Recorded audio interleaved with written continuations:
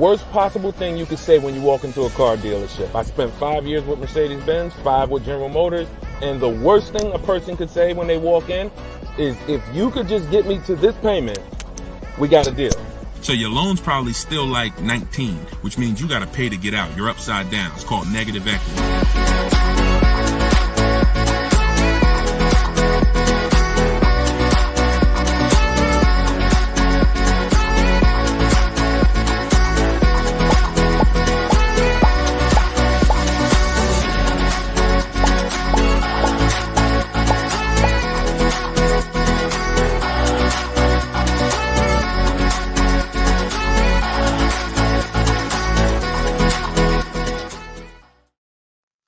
Welcome everybody to Car Shopping Questions and Answers, episode 13. I am your host, Deshone the Auto Advisor. Today is our Thursday, 12 p.m. live stream, and we're live on 4 platforms. For those of you who don't know me, I'd like to ask you, if this is your first time on a stream with us, could you type the number 1? Can you type the number 1 if this is your first time on a stream with us? And to those who've come back, if you've been with us before, could you type the word welcome to all the people who have been with us before? Welcome, and welcome back to those who've been with us. So for those of you who don't know me, my name is Deshone. I'm publicly known as Deshone the Auto Advisor. I spent 14 years in the car business, 5 with Mercedes-Benz, 5 with General Motors. Now, since the pandemic, I've devoted my time to showing everyone willing to listen how to get below market car deals, purchases, leases, new cars, used cars. And we do that by getting bids. We stop negotiating and we get bids. And that's how we get below market deals that other people are not getting. So I'm the author of Cars from Home, the new digital book, 7 Steps to Saving Time, Money, and Avoiding Dealerships. I'm going to show you what it looks like. Boom. That's the cover. And we're rated 4.94 on Goodreads.com. You can get yours for 75% off for the next 30 minutes. You'll see when you visit my TikTok bio or my Instagram bio or the link in the comment section that we have for you on YouTube and Facebook that there's a timer. The book is normally $97, but you can get your copy for $24 as long as you get there before the 30 minutes is up. So I would suggest you get it and come back and join the broadcast. So my man Dolan is moderating in the background. You guys can start typing your questions and we will start to answer them one by one. We'll be on for about an hour and we'll try to get through as many questions as we can in that time. All right, Dolan, once you have the first one, feel free to throw it up. Okay, and shout out to y'all on TikTok. Could y'all tap the screen if you're going to spend a little time with us? Run those likes up like y'all always do. I appreciate you. And if you're on Facebook or YouTube, if you could hit the like button, it means a lot. It tells the algorithm we're talking big money over here, and they'll send more people who need this. This one's from Instagram. When buying used, is it wise to buy from a small lot? I'll take any, listen, as long as you've screened it down. When you screen down your used cars, first of all, when we're shopping for used cars, we want to be on every marketplace. You want to be on every marketplace that has used cars. I always compare this to like buying a TV. If you were buying a TV, you're not going to just go to Amazon. You're going to go to Walmart.com. You're going to go to Best Buy. So we want to be everywhere there's a car. And now, once you do that, and those sites we use, this is called my multiple marketplace strategy. We use Carfax.com, CarMax.com, Carvana. Don't get any ideas, because even if they're overpriced 90% of the time, they still may be the best deal 10% of the time. Most times CarMax is overpriced. Most times Carvana is overpriced, but that's not all the time. I always say Best Buy is usually overpriced for electronics, but every now and then they have the best price. So if you're not looking at them, you miss opportunities. So we use CarMax, Carvana, Driveway, Carfax.com, Cars.com, Auto Trader, Car Gurus, and eBay Motors. We're looking at all of those marketplaces, and then we're going to narrow it down. So once we narrow it down, first thing we're narrowing it down on is title history. We don't want frame damaged cars, salvage title cars, flooded cars. Title has to be right. Based on Carfax, you can use auto check, but the only reason I don't like using auto check is because we need the service records. And service records is what's the important part when you're narrowing down. You need service record that shows on Carfax. And the last thing we let narrow it down based on is accident history. Some people do no accidents. Some people say, listen, there's different accidents on the Carfax. Let's talk about that for a quick second. You'll see minor accident. You'll see accident, vehicle was drivable. Good sign. That means it could have been a fender bender. They drove away. Then you might see vehicle towed. Red flag for me. You might see airbags deployed. Red flag. So whenever you see vehicle towed, just know that was a serious accident enough to where the vehicle couldn't drive away from. So that's what we narrow it down to. Now, when I'm narrowing this down, I'm not looking at who has the car yet. It could be a small lot. It could be a major franchise. Doesn't matter. Okay. If y'all gonna spend some time with us on TikTok, can y'all tap the screen every couple minutes and keep running those likes up? Appreciate y'all. Shout out to the new people. And if this is your first time on a broadcast, type the number 1. Type the number 1. Yeah, we live, Skinner. All right. If you don't see the banner above me, that means we're live. Whenever you guys see the banner, that means you're watching one of the replays, because we replay and rebroadcast these shows all day long so that everybody can see them. When you can't finish them, you're at work, you want to tell your friends, family about them, they can catch them pretty much any time of the day on all our platforms. But whenever you don't see the banner, which tells you when we're live, then we are live. All right. So that's that. Shout out to the first time people. But that's how we're going to narrow it down. I'm less concerned about where the car is. If it goes through that process and has great title history, great service records, great accident history, I'm open to it. Okay. Now, another one from Instagram. All right, Instagram with the questions. Today, when buying used, is it wise to buy? Oh, that's the same question. How do you get the original window sticker? We'll get it through the Carfax. We'll get it through MaroneyLabels.com if we're going to pay for it. I think there's a site called Get Clutch. I have a link. I have a link in my book, because every manufacturer doesn't do it. So every manufacturer doesn't do it. Some have agreements with Carfax and they put the window sticker on the Carfax. Some of them you got to buy it separately. But if I'm narrowing it down to 5 cars, see, we got to start looking. We got to start looking at car buying like house buying. We really do, because for some reason people are very comfortable protecting themselves. And explain this to me. Why is it people are very comfortable protecting themselves when it comes to cars? I mean, houses, but not cars. So if we'll get a $600 home inspection to tell us if we should buy the home or not. You get what I'm saying? There are things we pay when we're about to spend $2 or $3 or $4 or $500,000 on a home. But when it comes to these small things that help us guarantee the best car deal and below market car deals, we want to do everything for free. So that's up to you. A lot of it can be done for free, but if I can't get a window sticker and I got to pay $5 for it, once I narrow it down to my top 4 choices, I pay the $20 to get the original window stickers. I'm getting it. I don't care how you get it. I got a couple resources in my book on how to get it, how to get free Carfaxes, but literally I'm getting the window sticker because I'm not buying a used car without seeing the original window sticker, because you don't know what you're saving.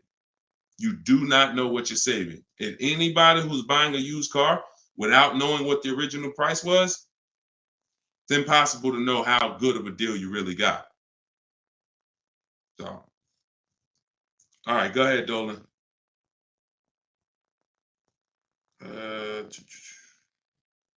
This one's from TikTok. How do you sell the lease car without the title?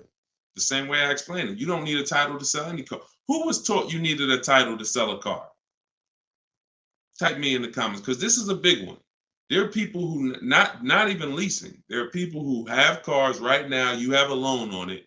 And I used to get people who would walk in the dealership and they look at the new model, the most recent one, and they'd be like, Deshone, is that the whatever, 2019, 2020? I'm like, yeah, these just came out. Okay, I got 3 payments left. As soon as I make my last payment, I'm coming to get that one. I want to talk to you about that one. What's the reason? Why are you waiting? Other than you thought you had to have the title in your hand. It's not the way it works. You go, you sell the car, there's, you write up a purchase order, whatever the bank is that you owe, the person pays off the bank, and then the title, once the bank is paid for, the title goes to the person who bought the car with the new ownership documents.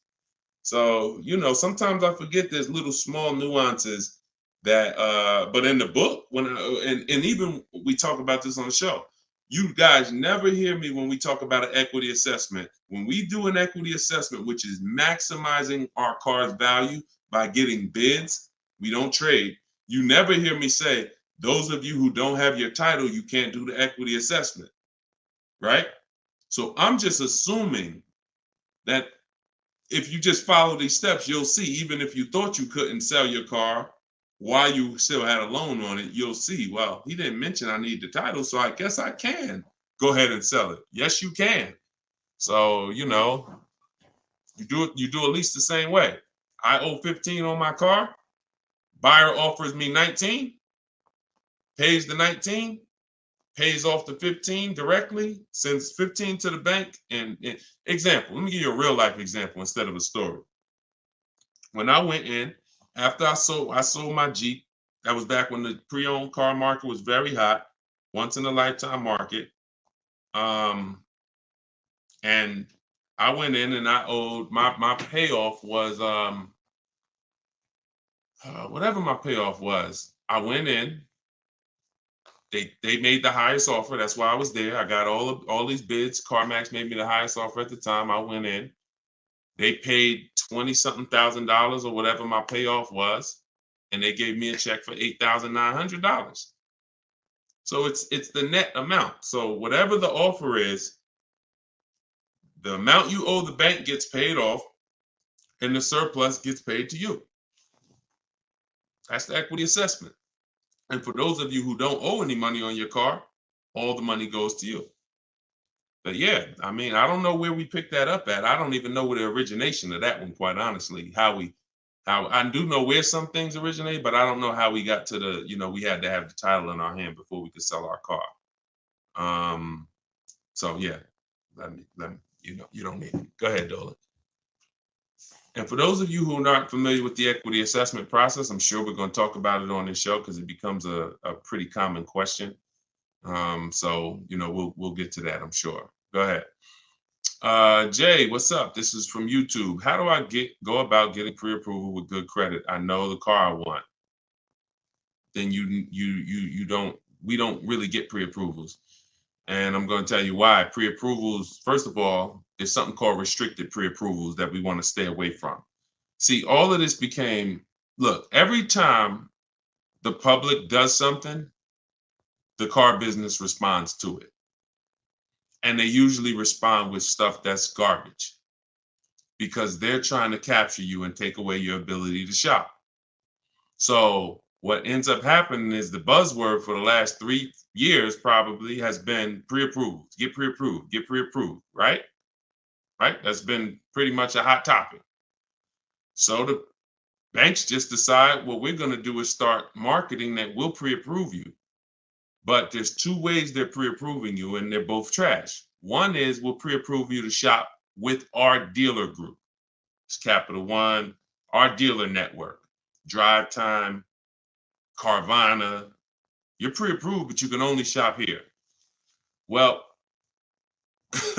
you're going to hurt yourself because what they're trying to sell you on is this variety.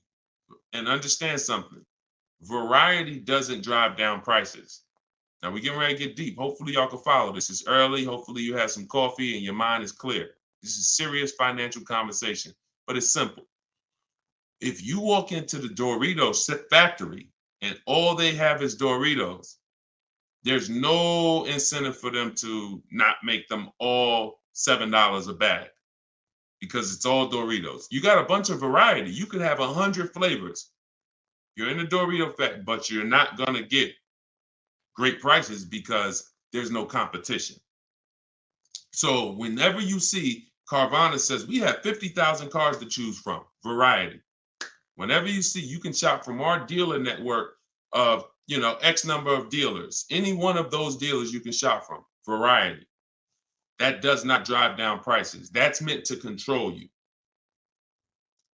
Think about the Dorito factory. You're walking around CarMax, oh, you got lots of cars here, but you're still in the Dorito factory. They're all one company that's setting the price. What drives down the price is competition.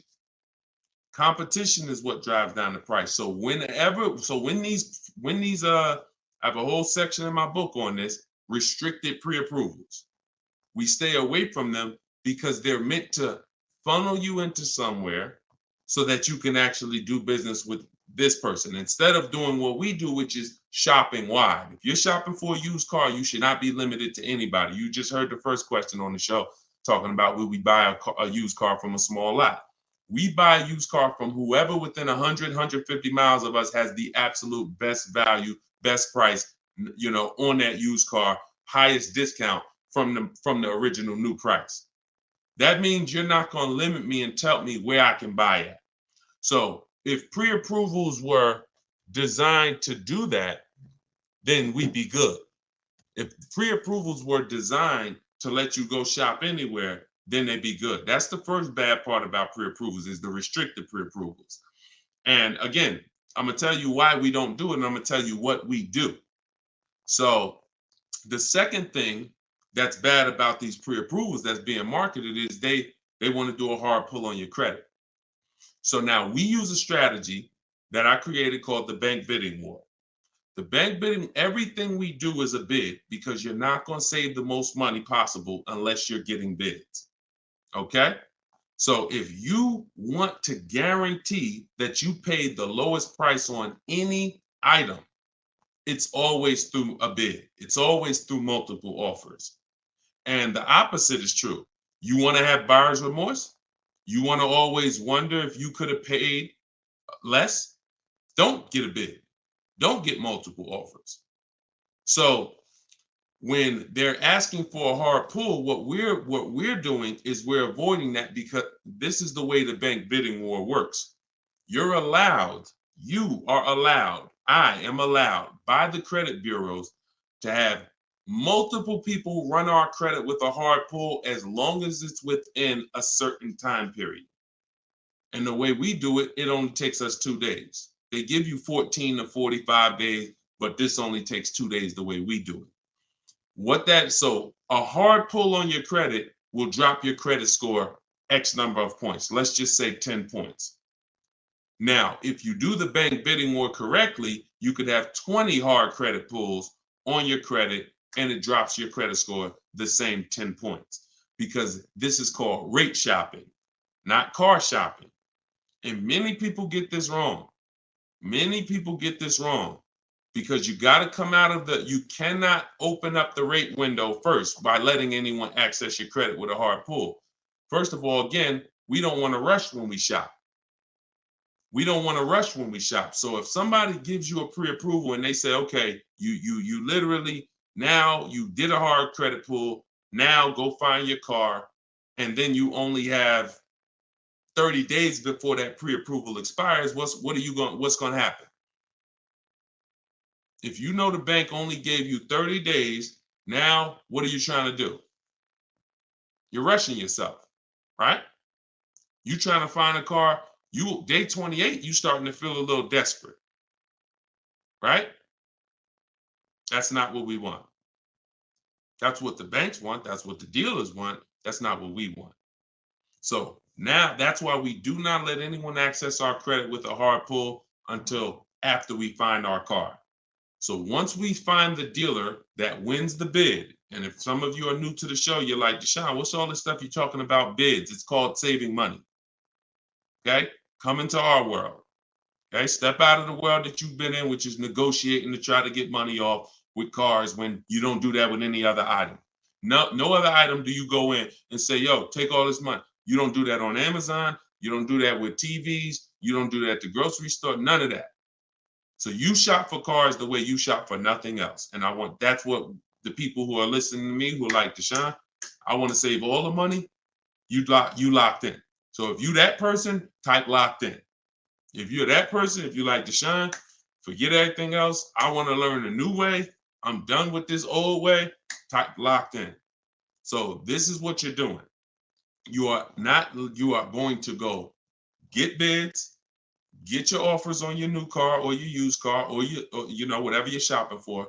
Once you find the one that is the best, now you're going to get the paperwork, a buyer's order, come home, and you're going to let these banks, credit unions, online lenders access your credit with a hard pull. And many of them need you to have a car before they'll even give you a loan term. Sometimes you'll reach out and you'll say, hey, I'm looking to try to get, a pre-approval, see what your terms are, see what your rates are. They'll say, okay, well, what car? What car do you have? And you're like, well, I don't have a car yet. That's why I'm calling you first. So we call them, we reach out to them when we have a car, and we're like, okay, this is what I'm looking for. I mean, this is what I have. I have it reserved. I left a deposit on it. I told the dealer I'm coming home to take care of my financing. I'll call them in 24 hours. Here's what I got. 2020 Mazda CX-5, 26,000 miles on it. Boom. What else do you need to know to give me a loan offer? So I'm doing this with 5 people from home. Then once that's done, I'm calling a dealer and saying, look, all right, this is the best offer I got. If you guys can beat it, you got the business. See, it's easy. If you're listening to me, you never got to lie. All of this stuff that people are teaching you, lying, hold back everything, we don't do that. Dealers enjoy the 20% of dealers that are the great dealers that have the best prices. They love doing business with us because they're competing to beat all their competition. We find them, and then we give them an opportunity to win our business.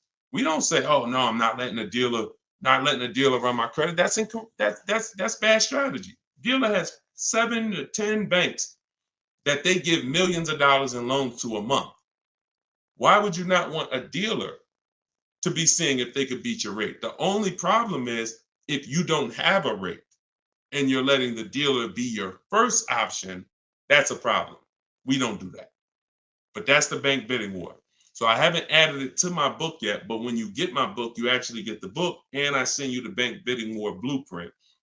And for all of you who got the book, if you happen to have gotten my book before I came out with the bank bidding war, send us an email and we'll send you the bank bidding war, because I plan to add it to my book. I update the book. That's why I told you I made it a digital book, because I come up with new stuff, new websites come out, websites go out of business. I'm always updating the book. So with a digital book, I'm not charging you every time I update it. I just update the book and everyone gets it. So if you happen to have the book and you don't have the bank bidding war, definitely connect with us by email and we'll get you the bank bidding war, because I just released it within the last couple weeks. But yeah, that's the bank bidding war. And that's how you leave never asking. You should never be asking, what's a good rate right now? How much is too high of an interest rate? These are all questions you ask because you don't get bids. You don't know how to get bids. Once you start getting bids, you never ask these questions again. You'll leave knowing, man, I had like 15, 20 people competing for my rate. I know I got the best rate. That's the name of the game. All right, go ahead, Dolan. Shoot the next question up. We are live, y'all. This is our Thursday, 12 p.m. show. You're not watching the rebroadcast unless you see the banner up top, then you're watching it. But we're live right now. Okay, Donna from Instagram. How do you ensure the car seller makes a decent wage and gets a deal at the same time? God bless you. They make a decent wage if they win the bid and they sell you a car. It's too intricate for you to try to understand. No one's losing money here. This isn't a charity case. And so let me tell you something about me. I set up a system where people buy cars in 60 to 90 minutes. So I know a lot of you think that I'm all for the public, which I am, but I'm also for the 20% car dealers. So I had to set up a system where both people win. The 20%. 80% can't survive in the world we're going to create. 80% can't win because they're not going to compete. They're going to give you high prices. All good. That's great. But the 20%, what we didn't like is spending so much time with people who don't even know a deal, don't know, like you're questioning every single thing because you don't have enough information. That's why. So you're nervous, you're defensive, hard to help you. I'll be sitting down with somebody, I'm sitting down with a customer and I'm making them an offer with a deal, and my manager is hoping they don't take it just because he doesn't want to sell the car for that cheap. But we're making them that offer, they're still questioning it because they don't have bids. So this created, this created nightmare situations for good car salespeople and horrible experiences for you. So with my system, you're online. The only time you're in a dealer is for 20 minutes to test drive the car. So when a person sells a car, if they're going to make a flat commission because they had to give away, there's something called a flat commission where you didn't make a lot of profit. I'd rather make it in 20 minutes. So the car salespeople who win our business love us. They love, all of these people that you see, and you guys know, I will share these people. I share everybody. Look, Tiffany, who used the book, she got $6,000 off of her Mazda just a couple days ago. That is, she didn't spend more than 20 minutes with the salesperson. I don't even know if that's the person she test drove the car with. It might not be. So this person who won her business literally is going to spend maybe 30 minutes with her total. So what? He's not making a huge commission. If he ends up making $150 flat, he'd rather, and I've asked car salespeople this over my years of educating the public on how to shop from home. I said, let me ask you a question. Would you rather, y'all being stingy with the likes on TikTok? Can we tap the screen if y'all spending time with us? Thank you. Can we tap the screen? Can we share? We ain't asking for money. We asking for just tap the screen if you're enjoying the show. All right. Don't ever listen. I'll be getting in my. Thank y'all. Appreciate you running it up. So when you see that, I appreciate you wanting dealers to make money. But the best thing you could do if you really want good dealers to be okay, is learn how to shop from home correctly so you can stop wasting people's time. So you can stop being with people for 2 hours, 3 hours, 6 hours that you don't buy a car from. That's really what I want you to do, because when you learn how to get cars in 60 minutes from home, car salespeople are going to love you. Because even if I didn't make a huge commission of $1,000 or $800 or $1,500 on this particular deal, that's okay. And $1,500 commissions are very rare. You had to make a lot of profit on the deal, 10 grand profit probably. Bring home 20%. Now you got to make probably 7 grand to 10 grand, profit, and people will make it. There are people who overpay. And so those people who pay average prices and above average prices, but we don't pay either. So it's the time. I don't care if I make $150 with you if I only spent 30 minutes with you. And the only way you're doing that is shopping online. You're not doing that. I've tried. I think I was pretty quick. There were some people quicker than me, but I certainly tried to go into, and a customer knows what they want. Come on in, Mr. Jones. I know what you want. We'll get this done very quickly. Hour and a half tops, 2 hours really tops, because you got the finance office. You got all this stuff that has to happen. We got to clean the car. So 2 hours is really, if on a quick deal. Most of them, 3, 4. How many hours you guys spend picking up your cars? Be honest.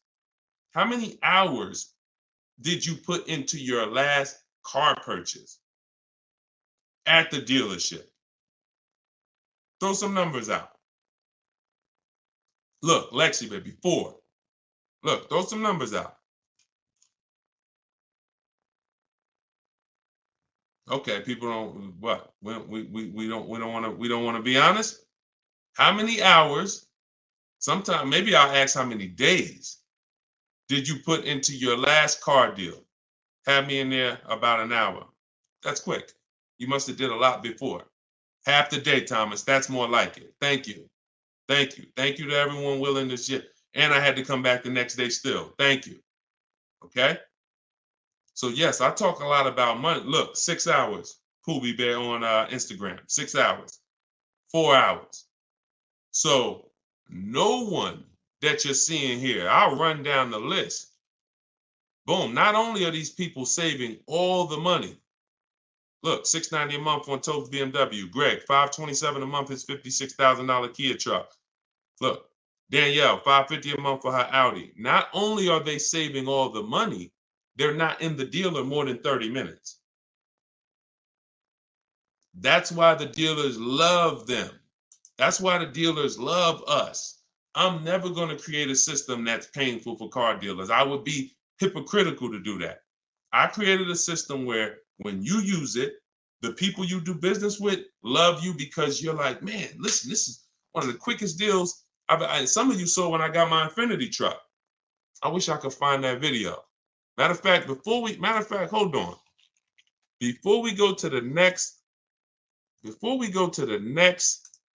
question, because I don't want anyone, because some of y'all don't know me. Y'all don't know, okay, is this guy telling the truth? Is we really getting cars? This was me picking up my Infinity truck right here. This is when I got the Infinity truck. Hold on, I'm gonna find a video. I'm going into my hold on, where we at? Day five. Here we go. Look, let me share my screen.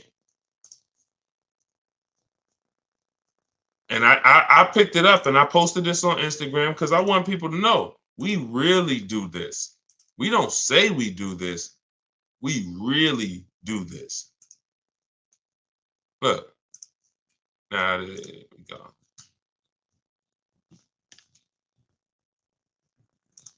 All right, skip that. Oh, here we go.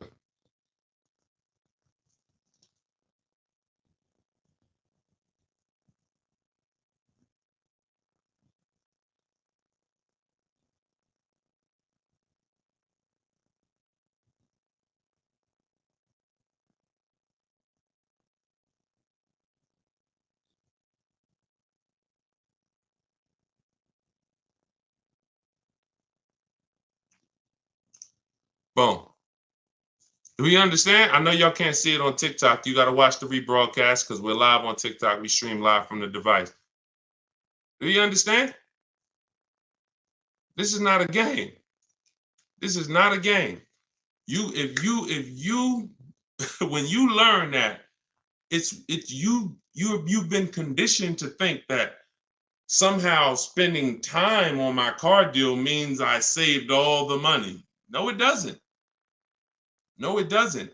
Looking at multiple options, multiple offers while you sit at home, knowing how to screen those offers down so that you know you got the below market prices.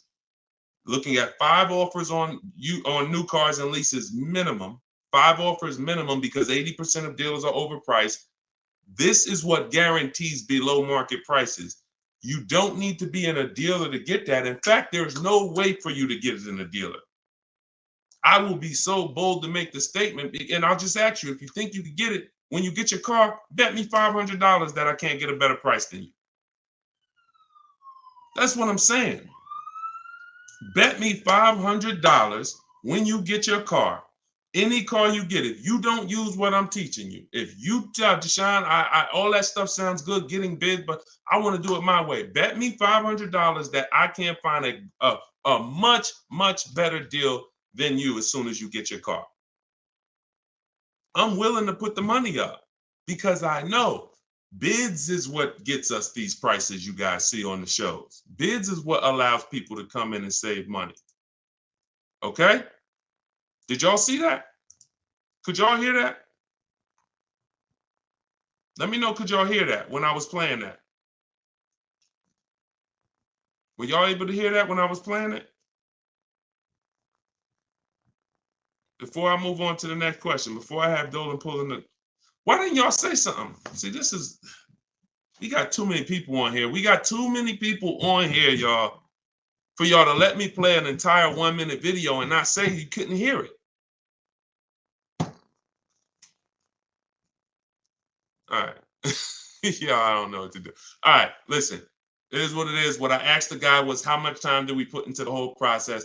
He said 45 minutes. I said, take the test drive out of it. Take me and Monique test driving out of it. How much time did we spend? He said 20, 25 minutes top. Come on, lock in, y'all. Lock in. Go ahead, Dolan. Throw the next question up. Instagram. How do you tell the dealership you want to take the car to mechanic before purchasing? You don't. Dealership's not going to let you take the car to a mechanic before purchasing. It's too much liability. If you crash the car, if it has an accident, mechanic messes up the car, only thing you could do is have a company like yourmechanic.com come and meet you at the dealer. That's why whenever I'm buying a used car, I'm not taking it the same day. DJ Flay, I thought it was a silent film. This is hilarious. So yeah, we never take a used car the same day because one, we got to do it even if we're paying cash though. I mean, even if we're paying cash. But if you're doing the bank bidding war, we can't take a car the same day because we need to go home and we need to start the bank bidding war. But if you're paying cash and the car has a good warranty and you've done the math, okay, maybe you don't need to have a mechanic inspected. But if you want to have a mechanic inspected, then it's always I'm leaving a deposit, and then I'll have either my mechanic come. And again, this goes back to you're paying to protect yourself. I got a mechanic here that I've been using for years, me and my family. If I told him, hey, look, I'm gonna pay you, let me know when you got an hour and a half. I'm gonna pay you for the time. Come take a look at this car with me. I got a reserve. He'll be like, no problem. I'll throw him $125. He'll come, check it out for me, tell me if I'm good or not. He can't put it on a lift, so that's the bad thing. But again, it's better than me just thinking with my non-mechanic self, I guess the car looks good. Sounds good, I think. No. These are the things that we got to do if we want to protect ourselves. And understand, there's horror stories for a reason, y'all. Horror stories are very common. Cars breaking down. It's weird. All I can do is give you boundaries.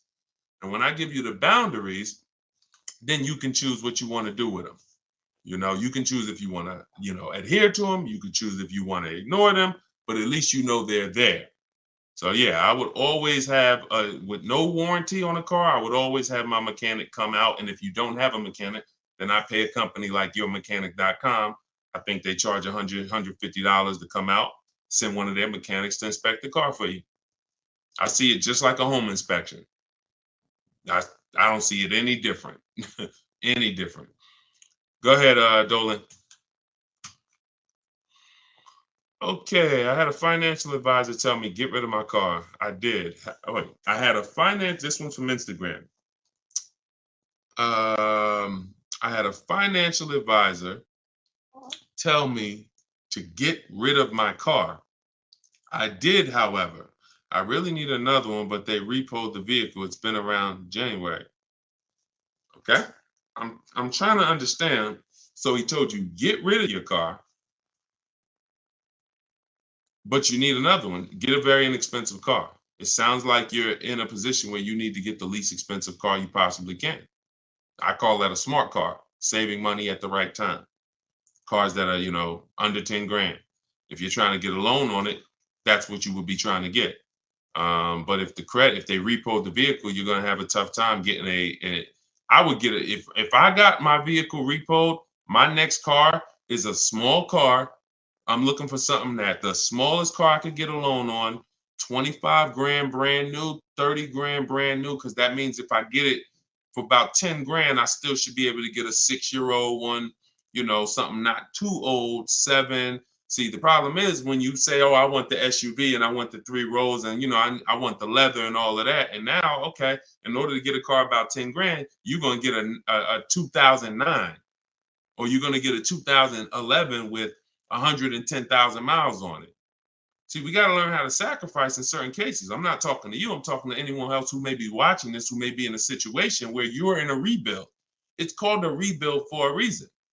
We're not looking to stunt in a rebuild. We're not looking to flex on them in a rebuild. We're looking to say, look, I got to get from point A to point B. What I need is 2 things, a quality car, and I need to not miss any payments if I'm going to get a loan on this. So when you go out and you get, I got my credits are 500, but I'm going to go and I'm going to get a $20,000 car that they're going to charge, I'm going to pay 20+% interest on it. So my payment's going to probably be 600. Now I'm paying 600 and the $20,000 car may not even be a quality car, may got 80,000, 90,000 miles on it. So now stuff starts breaking. I got my $600 payment and now, the car's in the shop, but I still owe my 600. Okay, here comes another repo.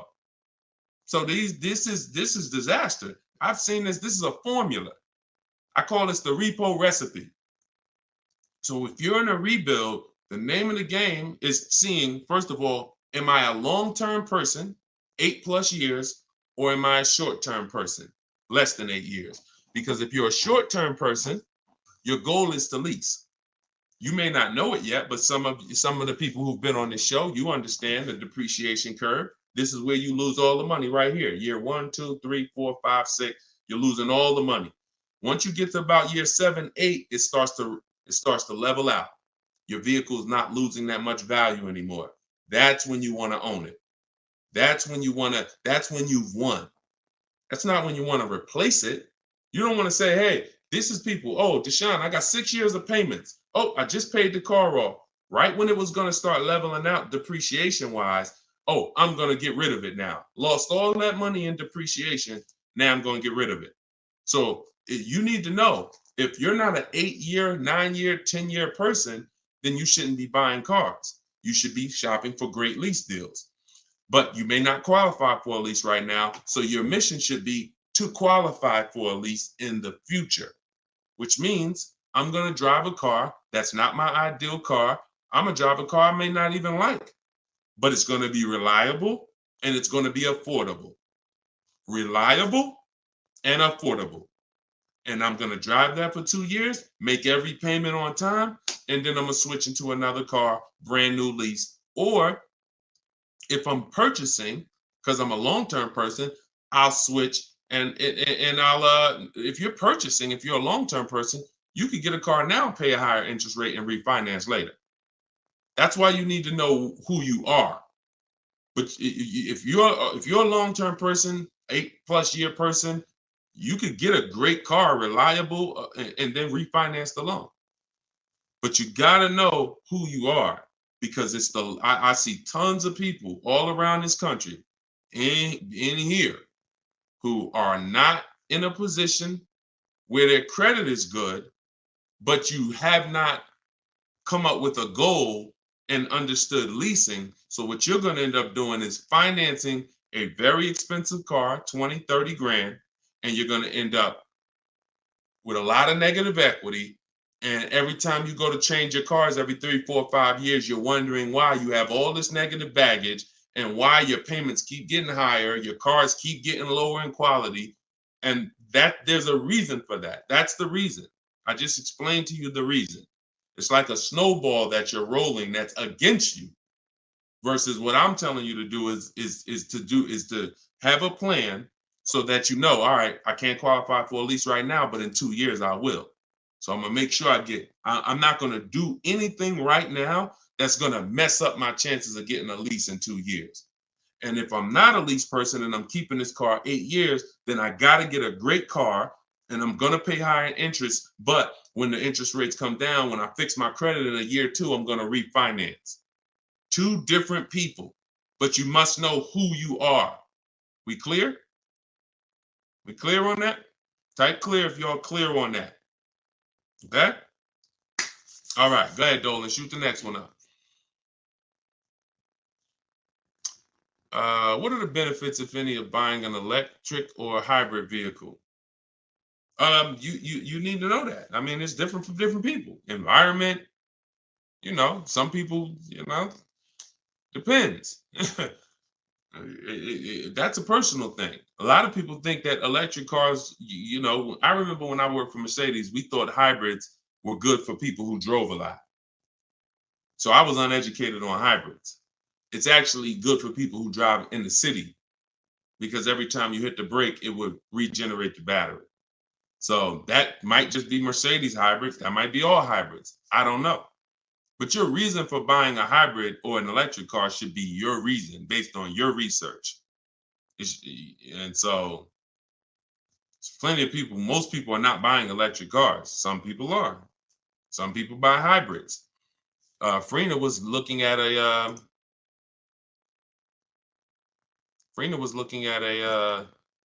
Jeep Grand Cherokee, and she was looking at a Jeep Grand Cherokee gas version. And I remember she hit me and she said, Deshone, the dealer that made me the best offer on this Jeep Grand Cherokee gas, it was like a 1.2% lease. And she said, he's saying, and that was the lowest bid out of all the bids she got.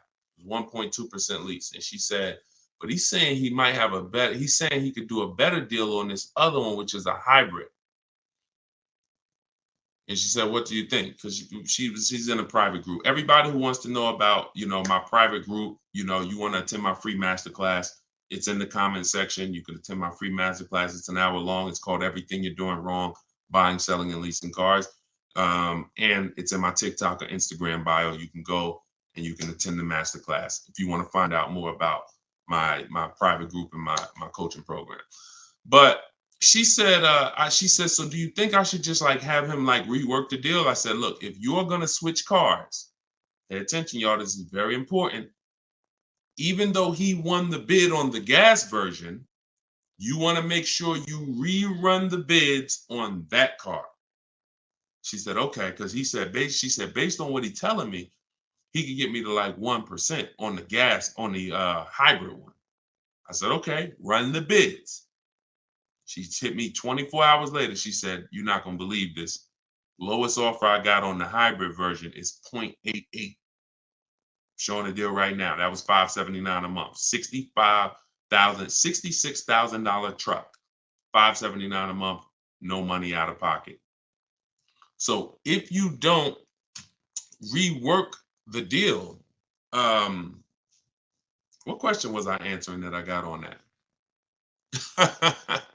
What question was I just answering? Oh, there we go. Thank you. Thanks, Dolan. My man Dolan coming through for me. So she didn't have a preference necessarily of hybrid. That opportunity presented itself. All hybrids don't have incredible programs. So I think you make the decision, Natalie, on what you want, and then you shop the offers on that car. That's it. It's so many cars out here, y'all. It's hundreds of cars to choose from. Pick the one that you like, get the offers on them.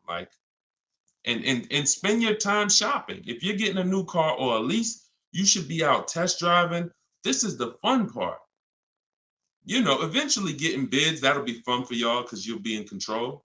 But, for your first time, you're still going to be a little nervous. But the fun part is really getting in the car and going and test driving. All right. And going to another dealer, test driving. You're about to make a $40,000, $50,000 decision. Some of you more, some of you $80,000. You're buying luxury cars, $100,000 decision. Take a day and go and drive these products that they're spending millions of dollars on, hoping you would at least come test drive. I've had people that's like, oh, I want the Honda Pilot. Oh no, the girl said, I want the new Honda CR-V hybrid. I like the look. I said, did you drive it? Nah, but that's what I got my eye on. I said, go drive it. Once she went and drove, that's why we have a whole step in our process for this called shopping, not buying. She went and drove it. She said, yo, you know what's crazy? I like the look, but I ain't like the way it drove. I said, that's why it's important. Imagine if you would have did your whole deal online, got the thing delivered. Now in 3 months, you're sitting here like, you know what? I don't really like this. So don't discount your shopping experience, especially because using it our way, you only did 20 minutes. Don't talk numbers. Keep that rule in mind. That's in my book. Those of you who have my book know this. We don't talk numbers. Those of you who are like, what book are you talking about, Deshone? My new digital book, Cars from Home, 7 Steps to Saving Time, Money, and Avoiding Dealerships. That's where I'm teaching out of. Everything on this show is what I'm teaching out of that book. And you can get your copy for 75% off. It's normally $97. You'll get it for $24 in my TikTok bio, as long as you get there before the 30 minutes expires. Also in my Instagram bio, click that website, and then on Facebook and YouTube in the comment section. And if you happen to be watching us on TV, you can scan this QR code right here with your mobile phone and get yours for 75% off.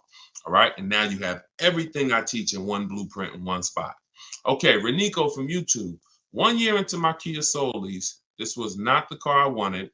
I want to trade the Soul in for a 2022 Kia Sorento. Is it possible, or should I wait for another year to lease the Sorento?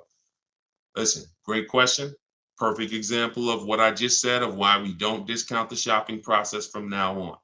So you can't break a contract.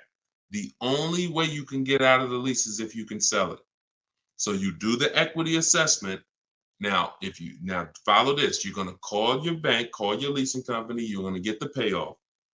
And then you're going to ask do I have a third-party restriction? Those are the two questions. Payoff, do I have a third-party restriction? Then go on the 6 sites, get your bids. Carvana, Kelly's Blue Book Instant Cash Offer, CarMax, AutoNation, Sell My Car, Car Guru, Sell My Car, Driveway. Every time you see, is your car leased, financed, or owned, you want to put owned, because you want the straight value. When you put lease, it triggers something on their website. So just always put owned so you can see the values. If you have a third-party restriction, you're going to have to sell to a Kia dealership. If you don't have a third-party restriction, you can sell to the highest bidder, provided you have equity. So if you see that, your payoff is 18 and the offers are 20, then you can get out. If you see that it's 18 and the offers are 18, that's going to be tough.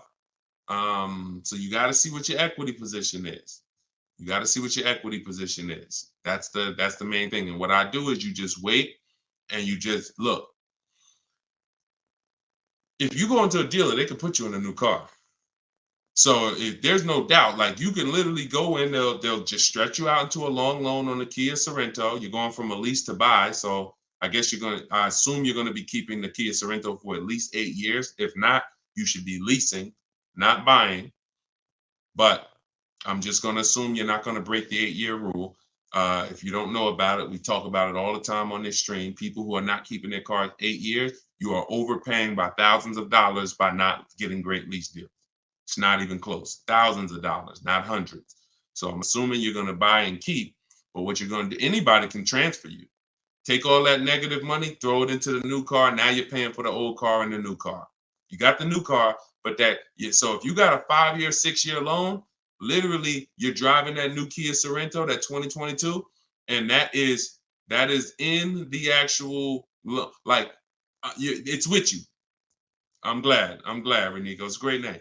So you're in when you roll that over because of impatience, that 6-year loan that you're putting on the new car, the old car is with you the whole time. So until the day you make your last payment on the new car, you're paying for the old car that you got out of. That doesn't make sense unless it's just a desperate scenario.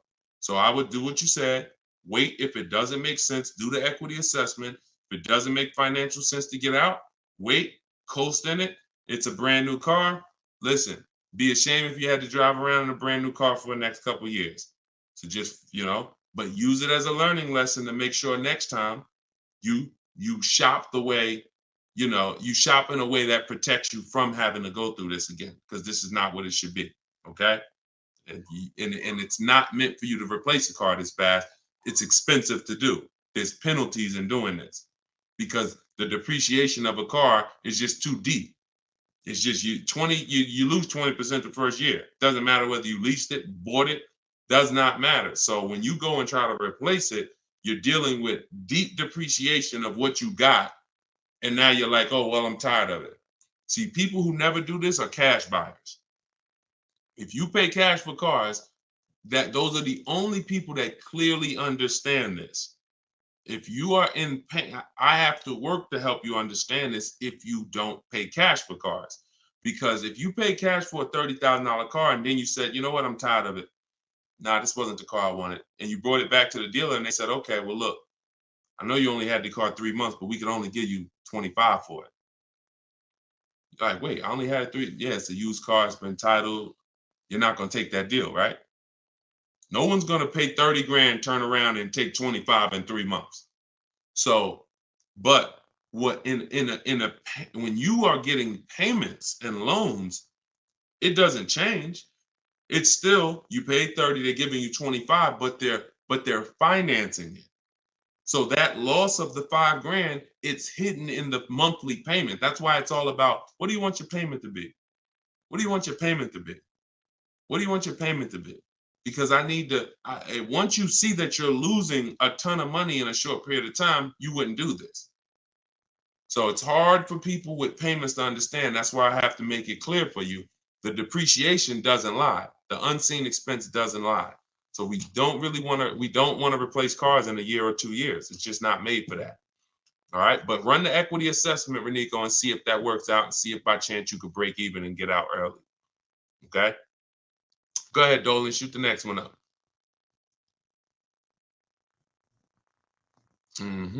Okay, Precision Soundworks. A great part about following the book is when you're car shopping, you know what you're not going to get sucked into a sales number presentation. Amen.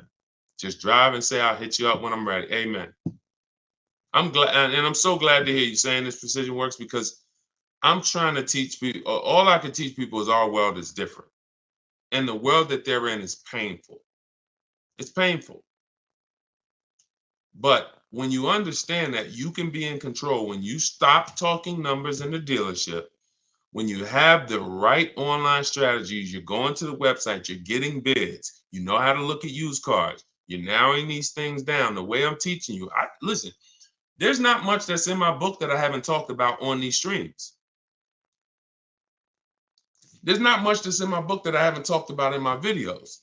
The difference is it's step by step. So when you hear somebody who asks me about a used car, and then somebody asks me about a lease, and then somebody asks me about paying cash, and then someone asks me about, hey, how do I get the best loan? This is all different types of people.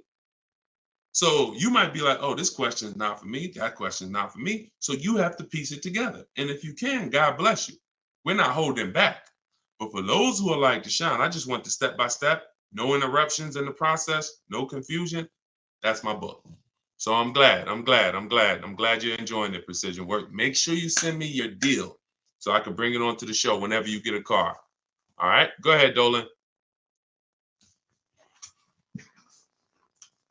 Okay, Marisol, YouTube. I'm looking to buy a 2025 model car. Am I able to negotiate the MSRP price? If so, how low should I start? 5% off. So you're new to the 80-20 philosophy. 80% of dealers are overpriced. So I'm saying this based on the fact that, you know, I have 1,600 people I've worked with in my coaching program, in my video course, and then I have probably 6,000 people that have gotten my book. So I have people from all around the country since 2021 sending me the deals they get, reporting me the deals, offers. So whenever you see, look, somebody like Greg, he said, offers the range. Hold on, no, it was Charles. Whenever we see the range 1.2 to 1.66, I always tell people, if you don't see a $3,000 to $5,000 difference between your offers, you didn't do it right. Because we get at least 5 offers because 4 are overpriced. So which means, and you don't know how bad they're overpriced. They could be $100 a month overpriced. They could be thousands, if they could be $3,000 overpriced, $5,000 overpriced. If you have some of these vehicles where they're marking them up, $5 grand, 10 grand over sticker, they could be 7, 10 grand overpriced. You don't know. You just know, we know 4 out of 5 are overpriced. That's the numbers. So if you are by chance going in and thinking, I'm going to negotiate based on any made up number in my head, you're going to lose because you just don't know what the bottom is. You don't know what the bottom is. Feeling for the bottom is a bad way to go because you're never content. You always question, was that really the bottom? You think we could have did better? And you have no price assurance, which means if I said, listen, Marisol, you just got your vehicle, bet me $500 that I can't find a better price vehicle in 48 hours. You wouldn't take the bet. No price assurance. So what I want you to do is just scrap that whole strategy. And I want you to focus on driving the car, make sure you like it. Once you decide you like it, we're going to get 5 offers. You could do this your way by calling. You want to talk to sales managers, ask them, hey, I need 5 offers because 4 are going to be overpriced. That's just it. 80% of dealers are overpriced. 80% of dealers sell for all the money they possibly can. 80% of dealers don't want to compete with their competition. 80% of dealers are not going to go below a certain price. That's them. 20% is who we focus on. The 20% of dealers that want to compete, 20% of dealers that beat all their competition, 20% of dealers that save us all the money. And there is no way for me to tell you what that number is going to be because it's vehicle specific. When you get bids, look at Sean. I use Sean for an example. Sean got a $20,000 discount on his F-150 Lightning. That was his best deal. Over 20, look, $73,000. And you see, he revealed, he didn't know it was a $15,500 rebate, but the dealer, the 20% dealer that made him this offer, told him that. He didn't see that from all dealers he got offers from. Every dealer is not going to tell you all the rebates or if there's a rebate.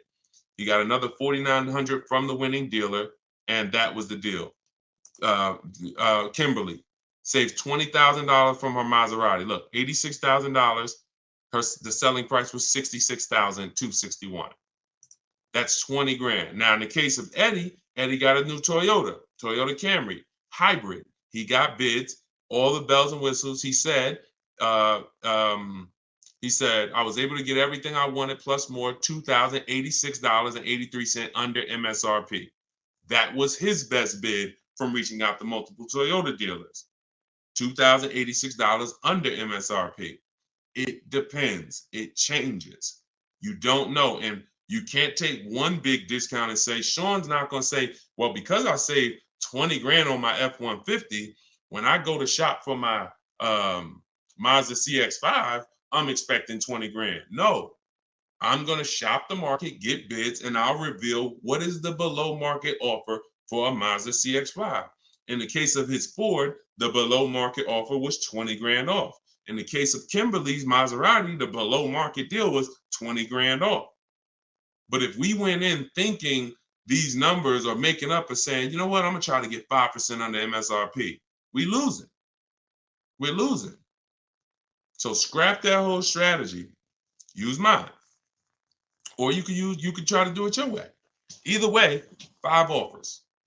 Without 5 offers, you're not saving all the money and you will have no price assurance. 5 offers. In my book, I teach something called the 25 to 5 strategy.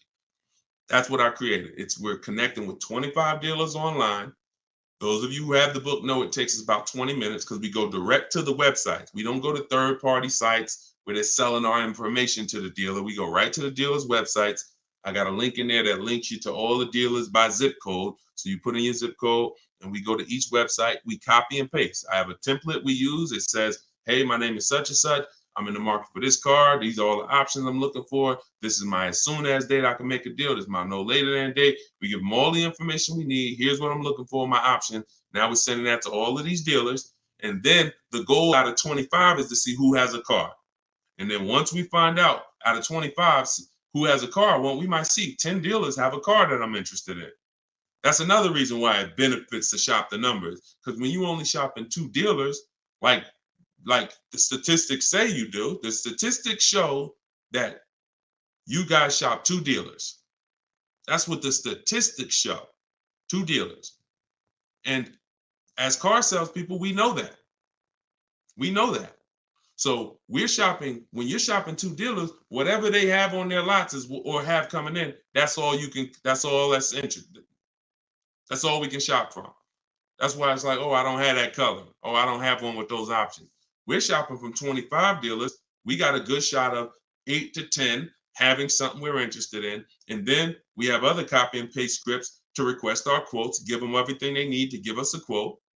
And then we have scripts to keep the conversation moving when they try to get us on the phone, which they will, 80% will, try to get us to come in, 80% will. Hey, listen, we could only give you a quote if you're here in the showroom. Okay, well, I'm talking to a couple of dealers. No one else has said that. Should I remove you from my list? All our emails end with a question.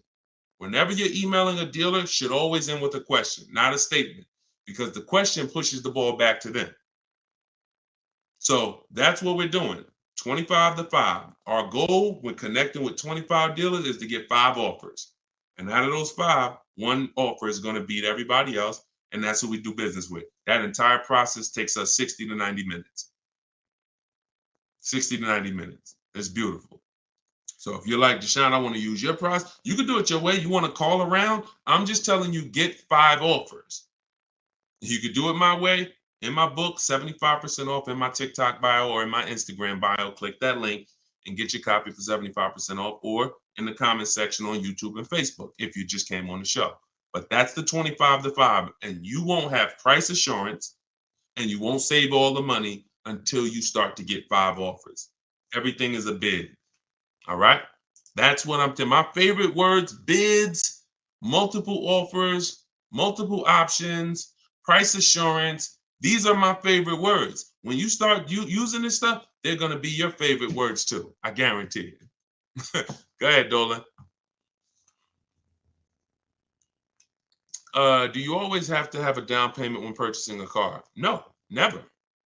Never. Now, down payments are not illegal. That was one of the worst videos to go viral. But when a video goes viral, you can't combat it. So, if people looked into that law, they would see this law has nothing to do with down payments.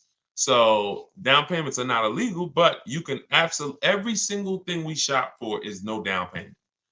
When we're shopping for leases, we request all our lease quotes, first month's payment total out of pocket. We don't, you guys, some of you know who's been on the stream, I don't even like you using the words down payment. We use total out of pocket, total due at signing, not down payment. But we're doing first month's payment due at signing, 12,000 miles per year, all taxes and fees rolled into the payment.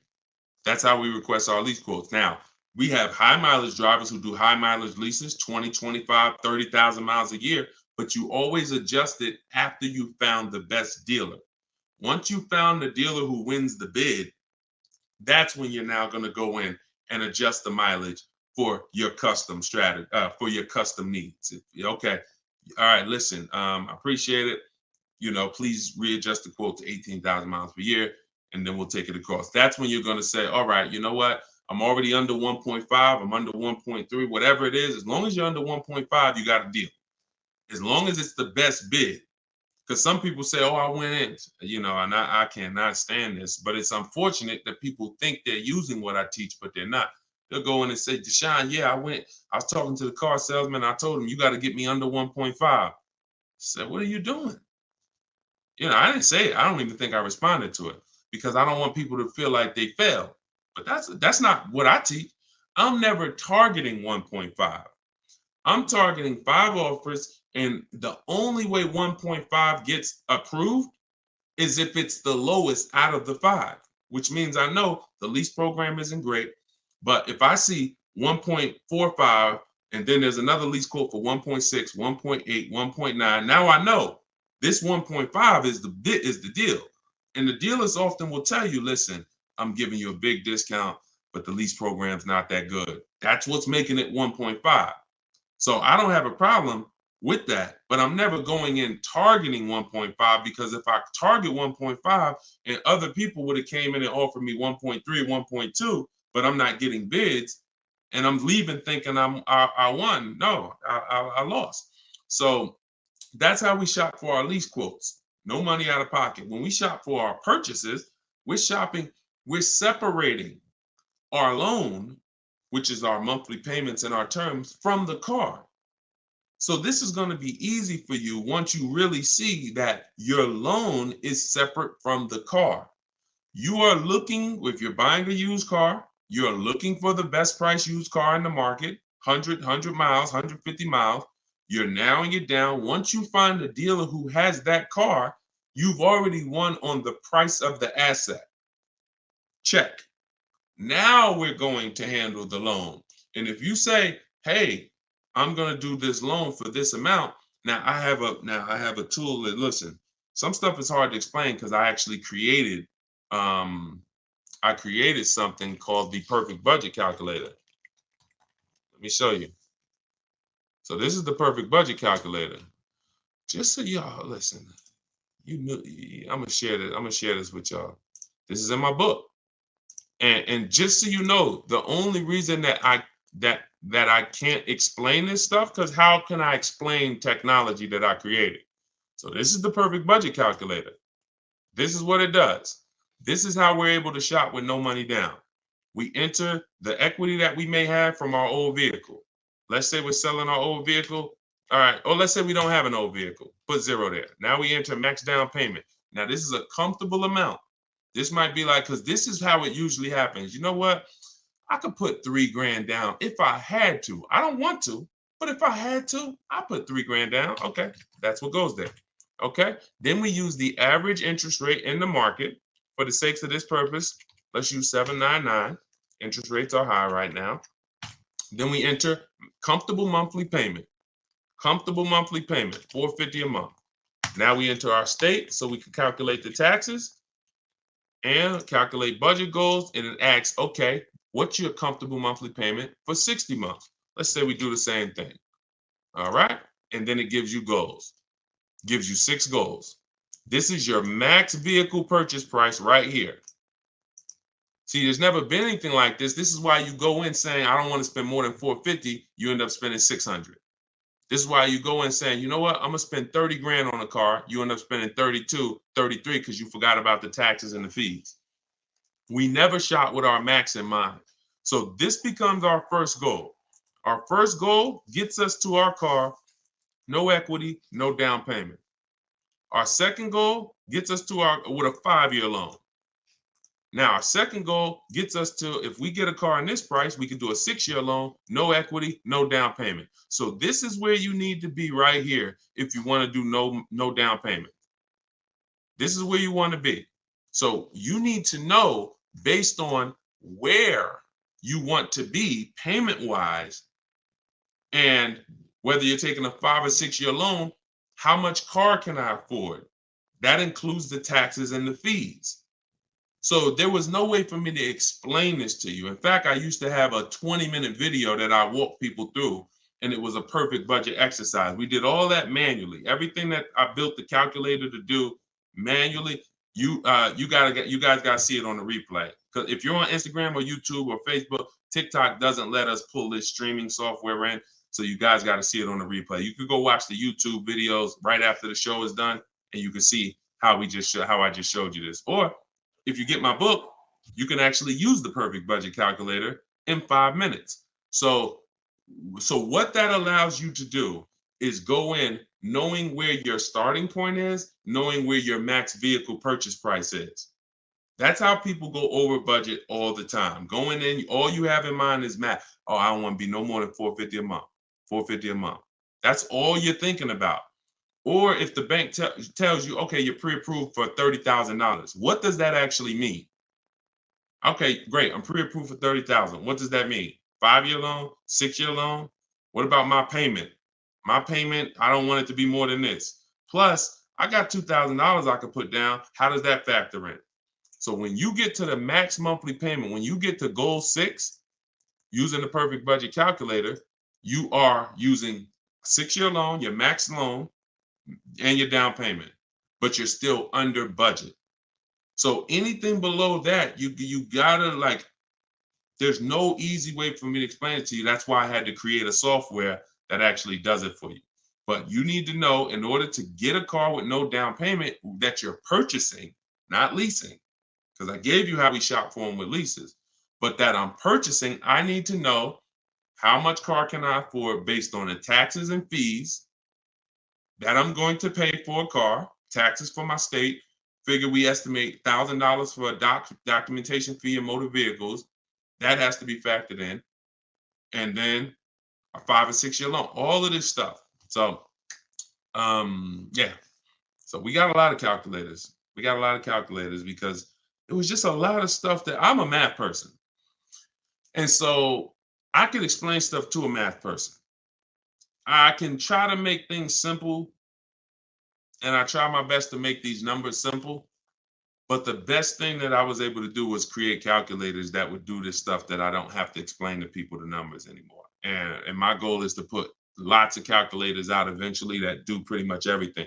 Like people who are over mileage on their lease. You got to see, should I end the lease early and take the mileage penalty now, or take the payment penalty? Should I go to distance? And there's so many financial calculations in cars that thank God I've been blessed to understand that I can't explain to you. So I had to build a software that you punch your situation in, and then it tells you everything.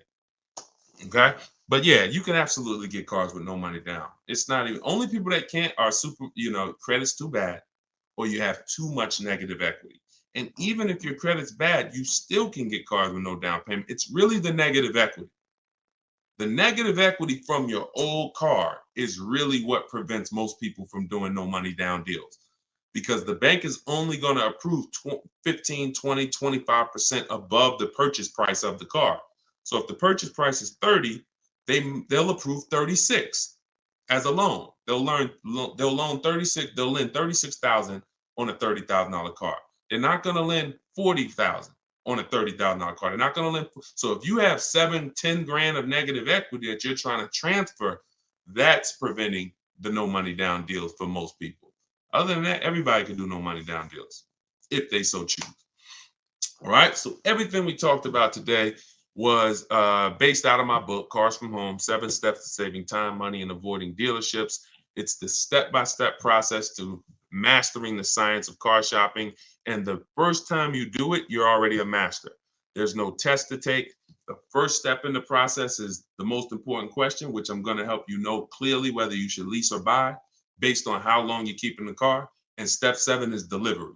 So by the end of this, when time you get to step 7, I'm congratulating you, and we're like, okay, let's set up if the dealer is going to deliver the car or if we're going to go pick it up. That's delivery. So it's not this book you read and say, okay, all right, I'm ready for the quiz now. Let's take our test. No, every step is an action. Equity assessment, budget tool, choosing your car, shopping for it, doing a check to make sure it doesn't have any bad data out there like electrical issue software, and then getting offers, then paperwork, then delivery. It's a walkthrough. So you can get your copy for 75% off in my TikTok bio, in my Instagram bio, or we have a comment pinned in the YouTube and Facebook section. Or if you're watching us on television, you can scan the QR code and use the strategies, everything I teach in one spot. All right. Make sure you send me your deals. We'll be back for another live show shortly. If you're watching the broadcast, if you're watching the rebroadcast, you'll see the times that we're live. For those of you who want to attend my free masterclass, Everything You're Doing Wrong, Buying, Selling, and Leasing Cars, that link is also in the comments, and it's also in my TikTok and Instagram bio. You'll need about an hour, and then we do Q&A for an hour after the class. So anyway you get it, make sure you get it. I don't care how you get the information. All we do is put the information out. The rest is on you, all right? I'll see y'all on the next show. God bless you.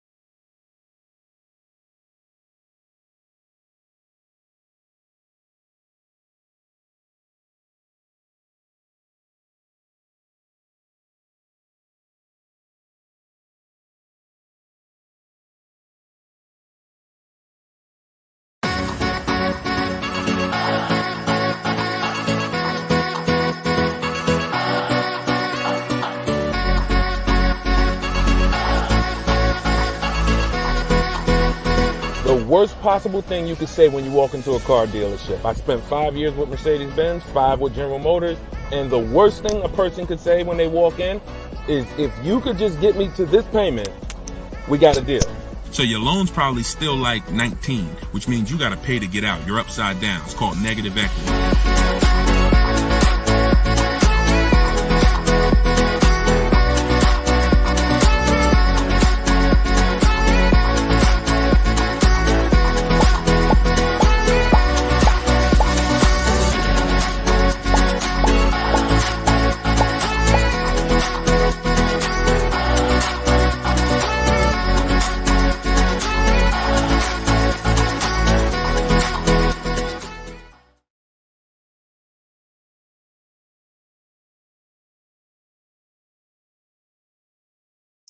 Welcome, welcome, welcome.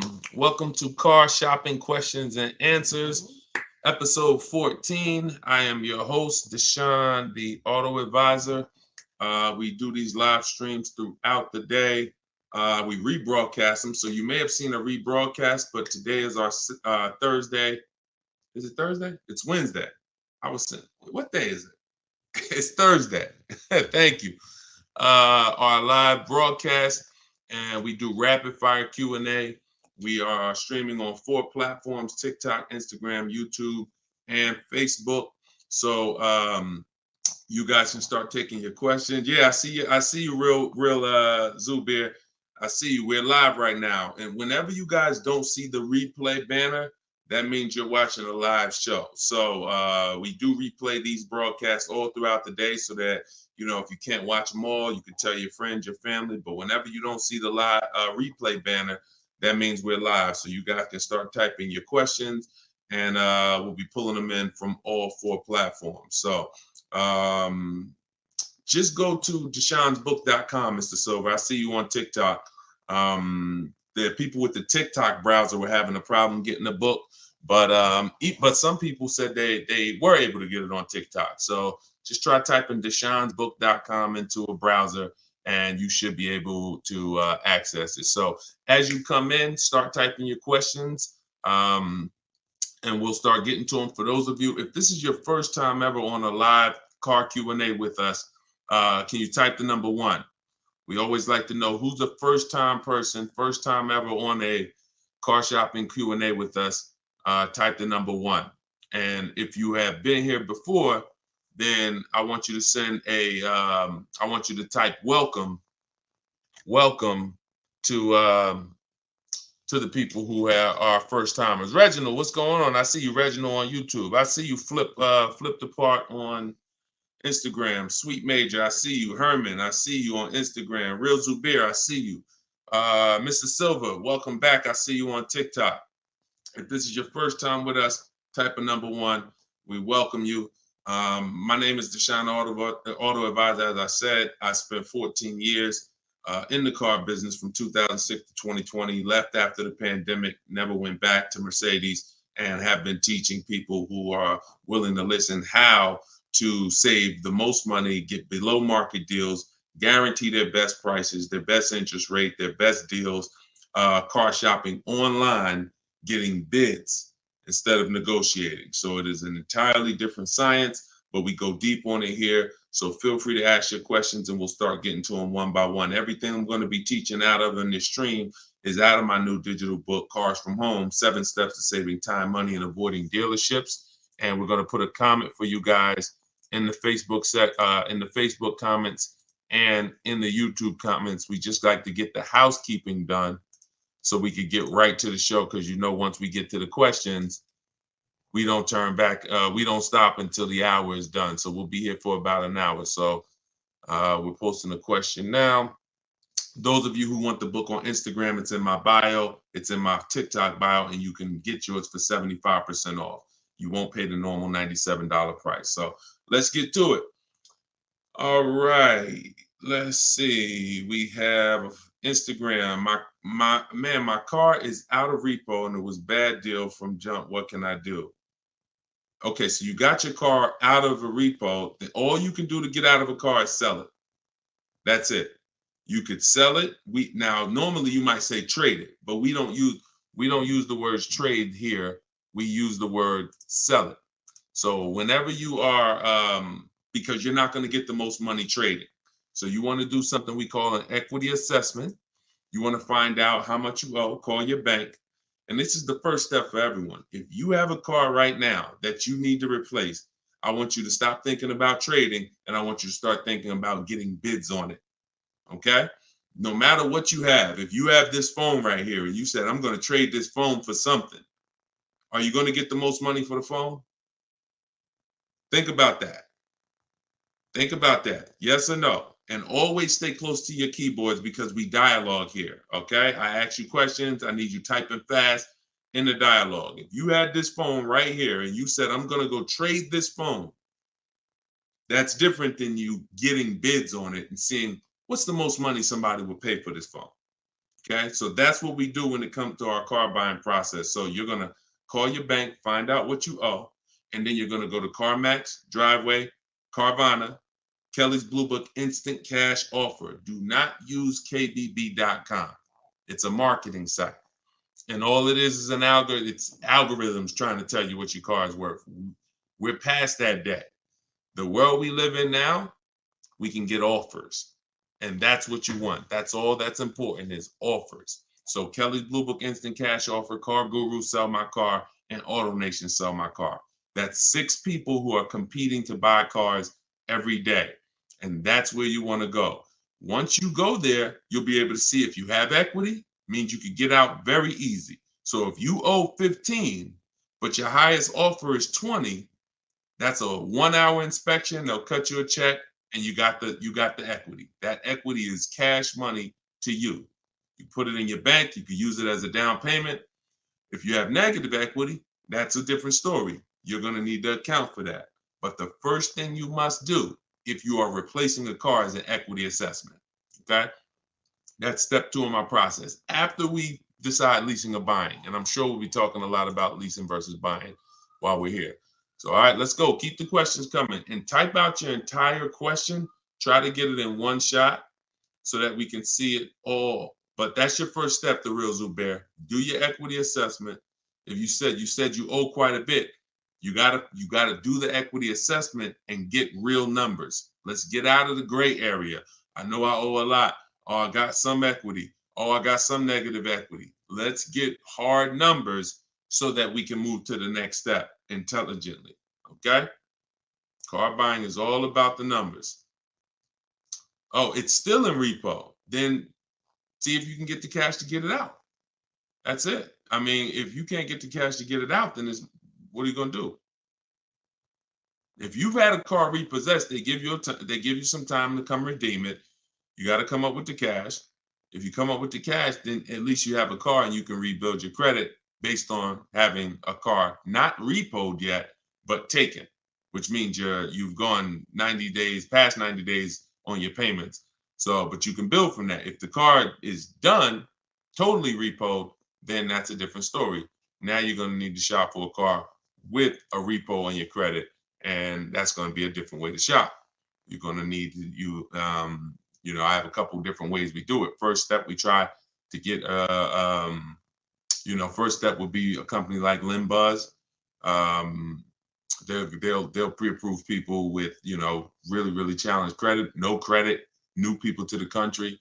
But you're going to want to make sure you don't go out and overspend, because the biggest problem with people with bad credit is you're overspending in the interest and the car. And what we do is we separate the interest from the car. What does that mean? Your loan is a product. Your loan, I know here's what you've typically done. You've given the car dealers 3 transactions. And that's why you can't get good deals. When you go and trade your car into a dealer, that's a transaction. You sold them your car. That's why on that buyer's order, there's a specific part for your car. They're buying your car. That's a transaction. Another part of the transaction is you bought a car from them. That's a different transaction. And then if you got your loan from them, that's a third transaction. So there's no way to get a good deal when you're giving dealers 3 transactions or 2 transactions and you haven't gotten bids for either. Break this down a little bit more before we go to the next question. There are companies that want to lend you money. They don't sell cars. That means they're willing to compete against other companies that want to lend you money. That means if this company is giving you an 8% interest rate, this one might give you a 7% interest rate, this one might give you a 6.2% interest rate. They're willing to compete. You need to bid that out. You need to bid that out. See, the only way we have price guarantees, what's going on, Trini, man? Good to see you. The only way we get price guarantees is by bidding our business out. So there's companies that only want to buy your car from you. Those are the companies I named like 5 minutes ago during our equity assessment. They don't even sell, they they're not interested in selling your car. They like to, but they're also interested, hey, we just want to buy your car. Even if we can't sell you one, we'll buy yours from you. You should be bidding that out. Type $ if you're clear on that. And then when you buy your car, you're bidding that out. So when people with bad credit usually go and don't have a strategy like the one I'm telling you, you're going to go and overpay because you're mixing the loan with the car. You're going to a dealer saying, hey, I like that car, get me approved. So you didn't even get a bid to find out, was that the lowest price car? Because some people think all dealers' prices are the same. They're actually all different. And look, only you know, but I know, I've been doing this long enough to know there are people who've been taught every Nissan dealer is the same price. That's why they'll come home and say, man, Nissan doesn't have good deals right now. No, one Nissan dealer didn't. So you have to, when you're shopping for used cars, you want to be looking at all the inventory to see who has the best price used car. Then you would use a company like LendBuzz, like I mentioned, who approves people with bad credit, no credit, new to the country, because at least you know you got a great price on the car. See, if I'm going to pay 20% interest because I just had a repo, that's between me and my lender. Do we understand? Most times when you have bad credit, it's between you, the dealership, and everyone else in the dealership. They know you have bad credit because you've been there for 10 hours. How'd you get here at 9 a.m. with me? We both walked in the door and I left at 12 and you still sitting in the waiting room hoping they get you approved. Everyone in the dealership knows you have bad credit. That's the way it is when you're mixing the credit and the car and you have bad credit. So what you need to do is be doing what I'm telling you, shopping for your car, finding the best price car, and then trying your best to find a company. You can try LendBuzz, as I said.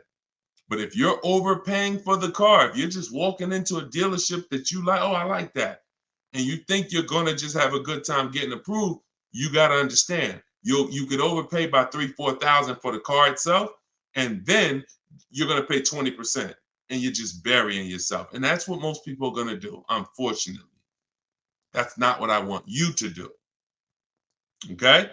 So we'll talk more about our online shopping system, new car. I'm sure as we go through more questions on the stream, we'll go more deep into our online shopping system. But that I need to give you, if you have bad credit, challenge credit, repo, you need to have an overview of what your plan should look like, and that's what it is.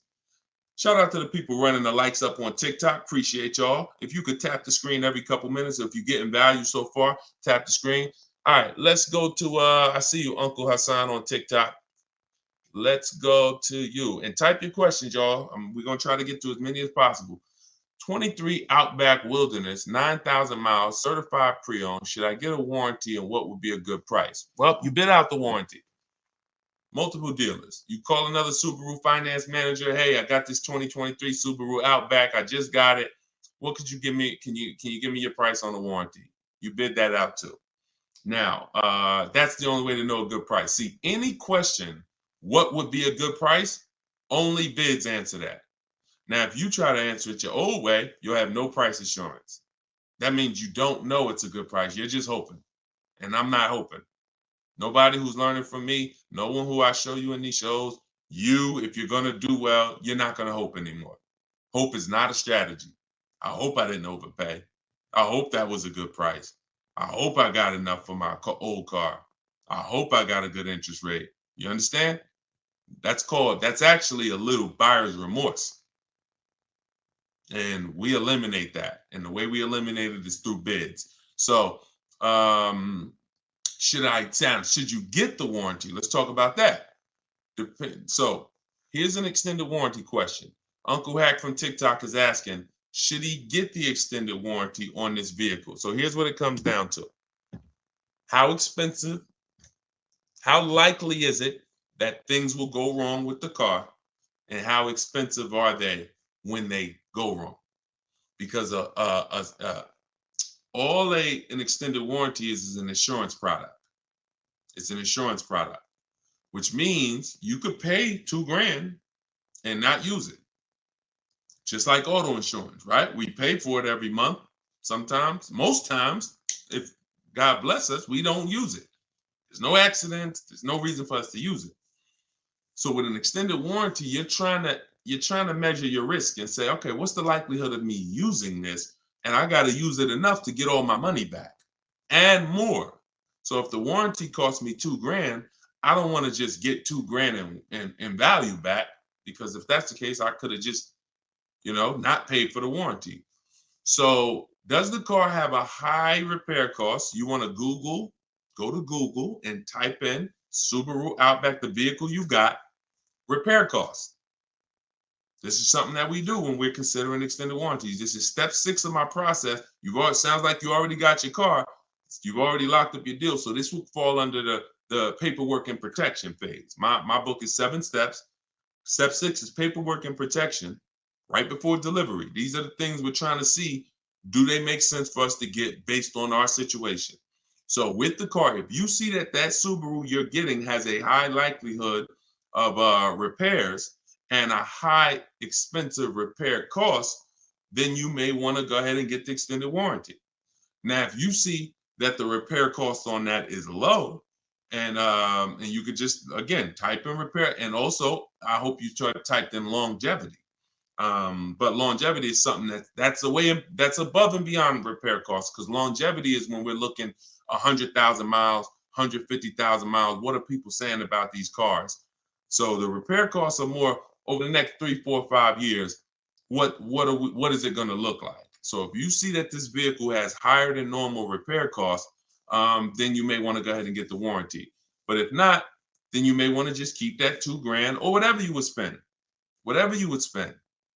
So, that's all of it. A Mercedes, when people were buying Mercedes from me, I told them buy as much warranty as you could afford, because I knew it's good money. If you spend $4,000 on a Mercedes warranty and it covers you for 3, 4 years, good money spent. Because when something breaks on a Mercedes, on a Range Rover, on a BMW, on a Cadillac, sometimes it's thousands to fix. So one repair on that vehicle could cover the cost of the warranty. But there are other vehicles on the other side of the spectrum: Honda, Toyota, Lexus.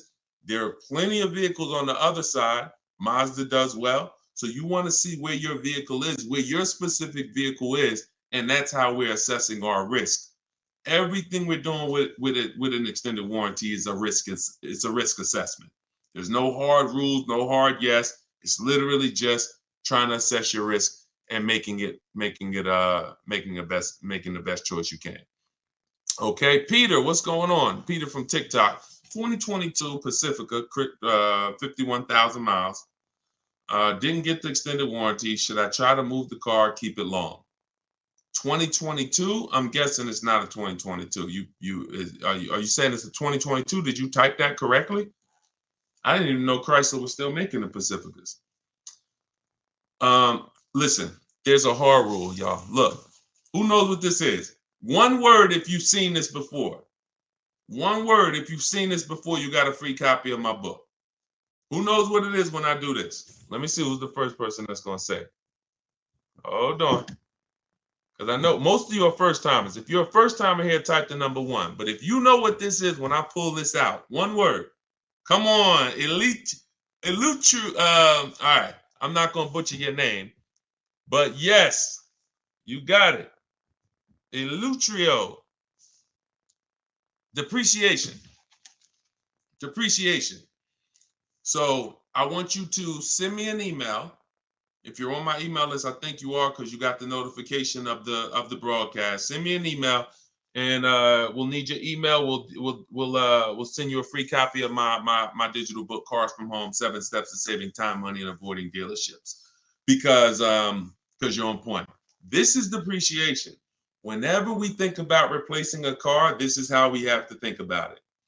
Am I replacing a car when it's losing or lost its most value? This is what people usually do. You buy a car for $30,000. You bring it back the next day, it's worth $24,000, $26,000. You're like, wait, how did I lose that much money in one day? That's what it is. The car's been titled. It's no longer worth what you just paid for it.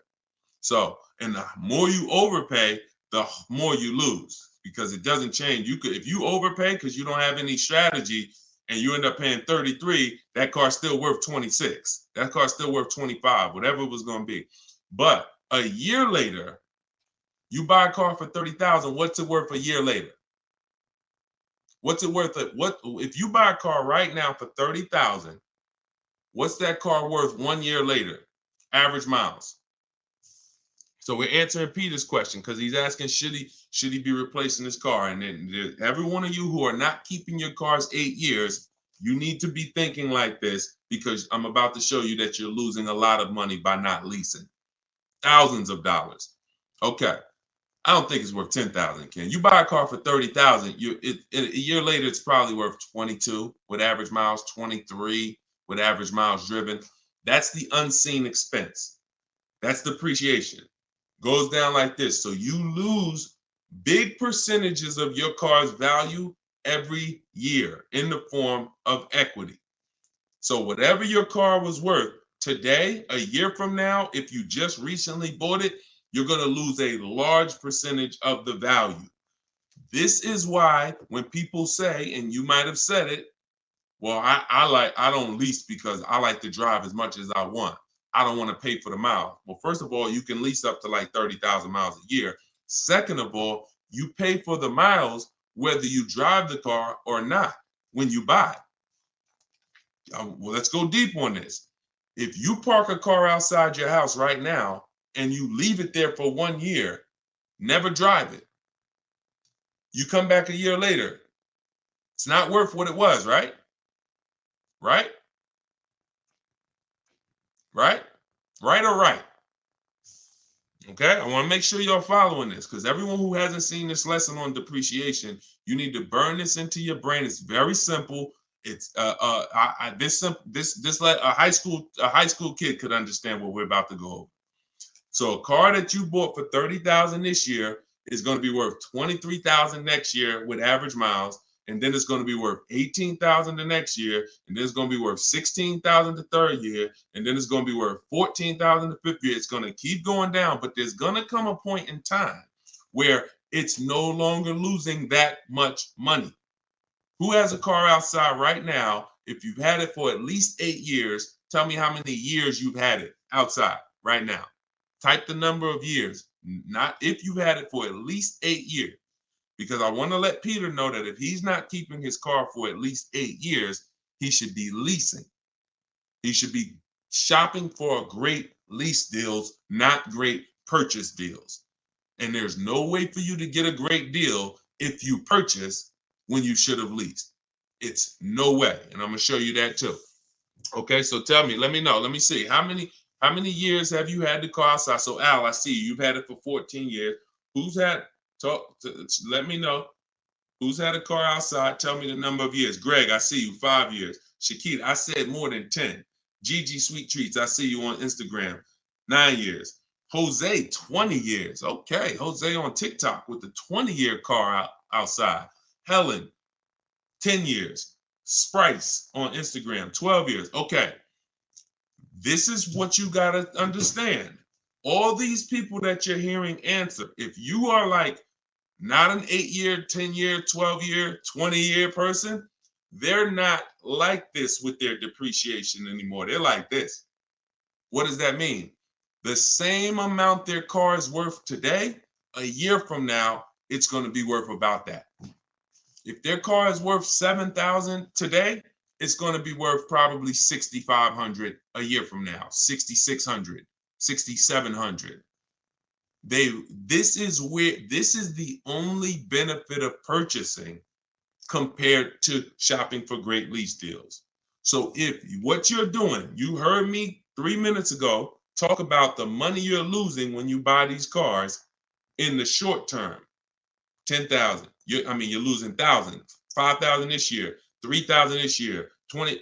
So if you replace the car in that cycle, you've just lost tons of money because you're literally replacing the car in the biggest depreciation phase. And I always say cash buyers never do this The only people that do this, unfortunately, are people with a monthly payment. Because what you're doing is you haven't clearly see, what I'm showing you is the value of the asset, the value of the car. The value of the car isn't your loan. The amount you pay for it isn't your loan. That isn't the value of the asset. The asset is what's losing value every year. That's why some of you, you high mileage drivers, if you're a high mileage driver, type HM. If you're a high mileage driver, type HM. You'll see that the asset loses, but your loan, you get a regular loan, but here's what you're doing. Because you're driving so much, you're destroying the asset's value. Instead of you losing three grand like the average driver, you put 20,000 miles on your car, you lose 6 grand. Then you lose 6 grand. Then you lose 3 grand. So your car is worthless because you're the asset, but the loan is the same. The loan may be the same as a regular person. So you have to distinguish this. This is what you should be thinking about. And in the 2 year, anytime you get into the mood of replacing a car in 2 years or 3 years or 4 years or 5 years or 6, this is what you should be thinking about. I'm replacing my car. Some people will pay off their car, take a 6-year loan, pay off their car, and then go trade the car in and do it again with another car. Soon as they pay off the car, just go get another 6-year loan, pay it off, replace it. Just vicious cycle of money being thrown away. So you saw the first way to avoid that depreciation cycle. I just laid out with long-term ownership. You saw the people, 8 years, 10 years, Jose, 20 years on TikTok. This is all long-term ownership, avoiding depreciation. Here's the other way. Great lease deals. Not average lease deals, not commercials that you see saying, hey, come lease this car, $400 a month with 4 grand down plus tax and fee. No, great lease deals. Great lease deals look like this. Great lease deals are never advertised. This is Danielle. Look, Audi A3 got bids, $44,000 vehicle, $550 a month. No money out of pocket. $44,000 vehicle. Now, some of you know every $5,000 on a loan is about how much per month. I'm talking to the people that's been here, but some of you might have saw it in my social media videos too. Every $5,000 on a loan is how much per month. Thank you. Okay, dang, Eleuterio, you are totally on point. It's $100 on a 5-year loan. On a 5-year loan, so when you look at a car and you see $20,000, automatically in your mind should be that's about $400 a month. You should automatically default. I want you order. Some people say, Deshone, well, what if I want a 6-year loan? Well, let that be the backup. Don't default to a 6-year loan. Default to a 5-year loan. Because if you get a 5-year loan, you spend less money than if you get a 6-year loan. So default to a 5-year loan. When you look at a $20,000 car, say to yourself, it's about $400 a month. You look at a $40,000 car, it's about $800 a month. Because I remember every $5,000 is about, we all assuming money down. Well, I mean, no money down. We all assuming no money down. Every $5,000 you borrow on the loan is about $100 a month, depending on the interest rate. So this same car that Danielle is leasing for $550, somebody is paying $800-900 a month for it right now. Got the same deal she got, except they purchased and she leased. This is what you should be shopping for. Let's look at Benita. Now let's do something with a price. Look at Charles, $48,000 Hyundai Palisade. He leased it, got his bids. Because I know some of you look and saying, yo, how do you get these deals? These don't look like the commercials. No, we use a different system, a bidding system. That's how we get these deals. When you have 5 dealers competing to get you offered, this is the deals you're going to start getting too. When you go into one dealer and go back and forth, 80% of dealers are overpriced. So you're not going to see these numbers. You got to sit at home and bid and let these dealers come to you. But look, he's paying $597, $48,000 Hyundai Palisade. That same vehicle, no money down, It's rounded up to 50,000. That's almost $1,000 a month for 5 years. Even if somebody took a 6-year loan on it, there's people right now probably watching this. You got a Palisade, no money down. You're paying $900 a month. So this is, look, he's paying $597. So when we start, and I'll share more as we go into more questions.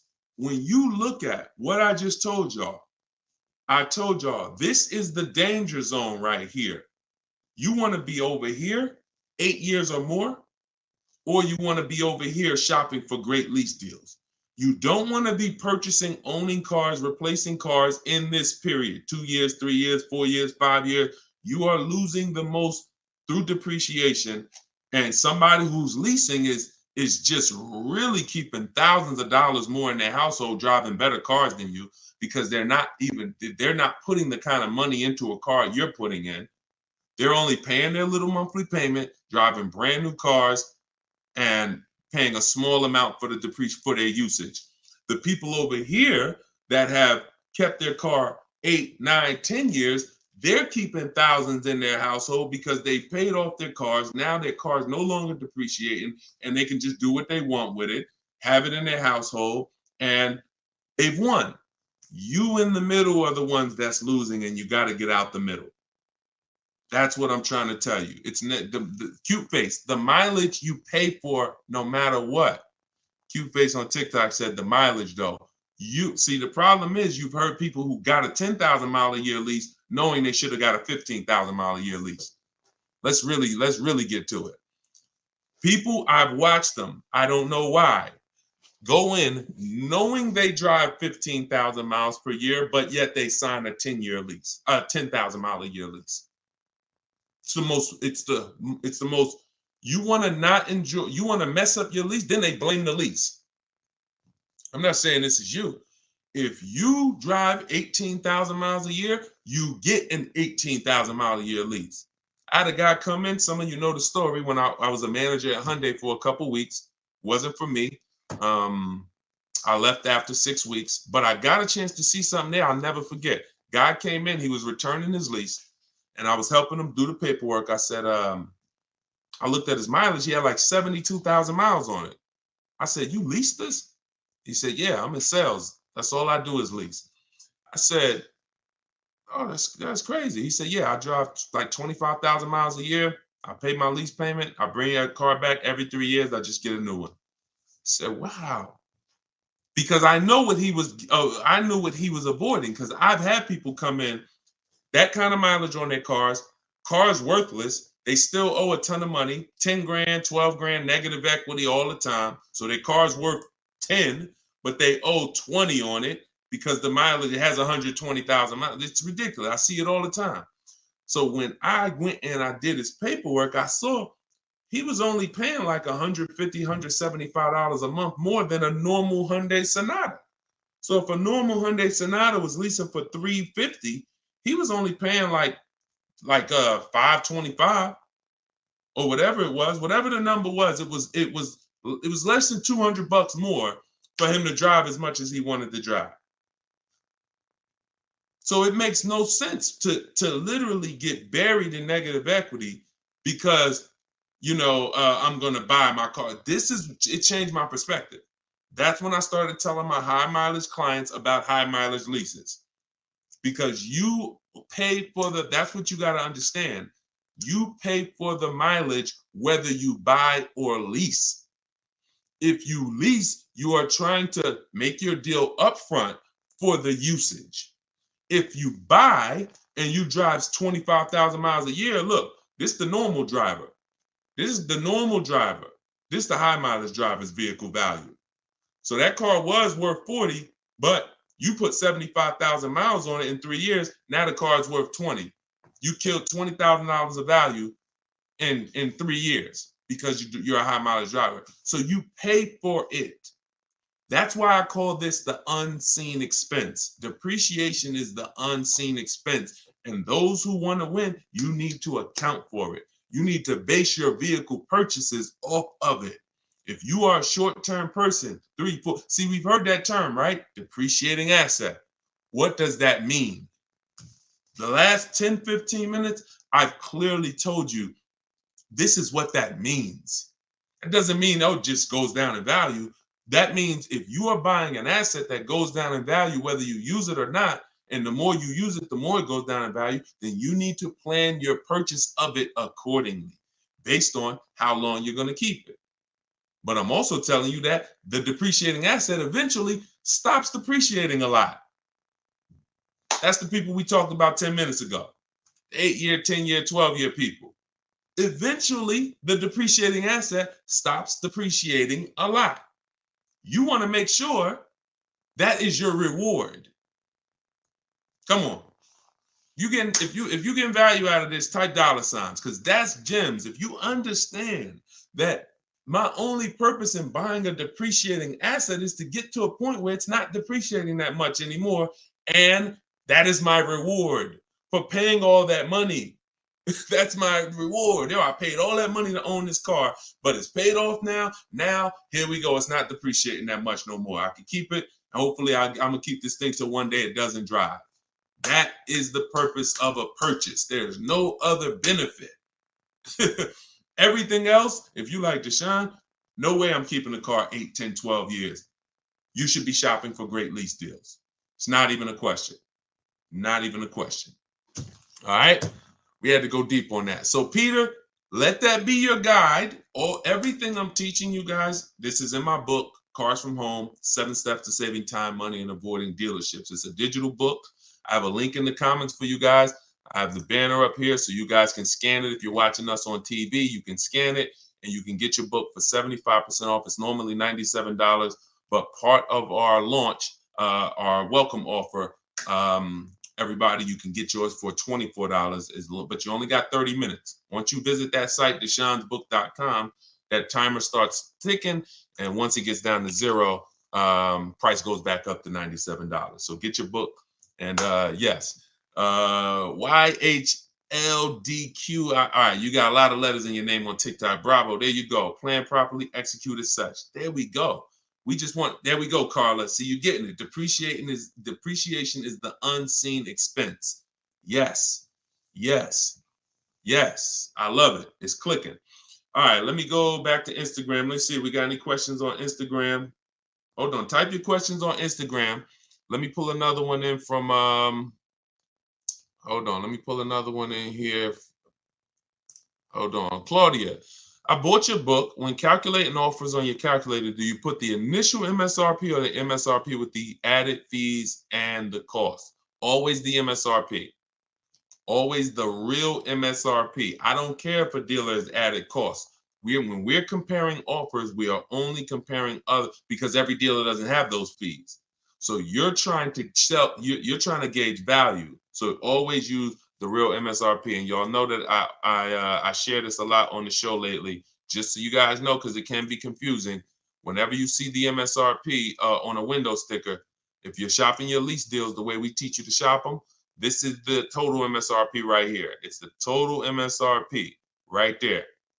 If they have a little addendum over here with some added numbers to it, that's not what we're using to calculate. When we divide our monthly payments into the MSRP, and that's how we get the 1% lease deals, or the because everything we use to calculate great lease deals is based off of the 1% lease deal rule, which has been around probably longer than all of us.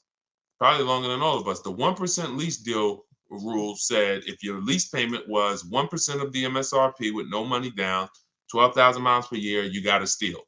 So everything we do from that is gauging, 1% and under is a steal. Between 1% and 1.5% is a deal. And above 1.5%, we don't take those. It's too high. You're paying too much money for a car you're giving back. But we don't go in. We don't go in saying, hey, get me under 1.5%. We get bids, because all these people that you see, Danielle got a 1.2% lease. Bonita, Charles on his Palisade. My God, some of you saw Kimberly's deal. She got under 1% on her new Maserati, 1.09%.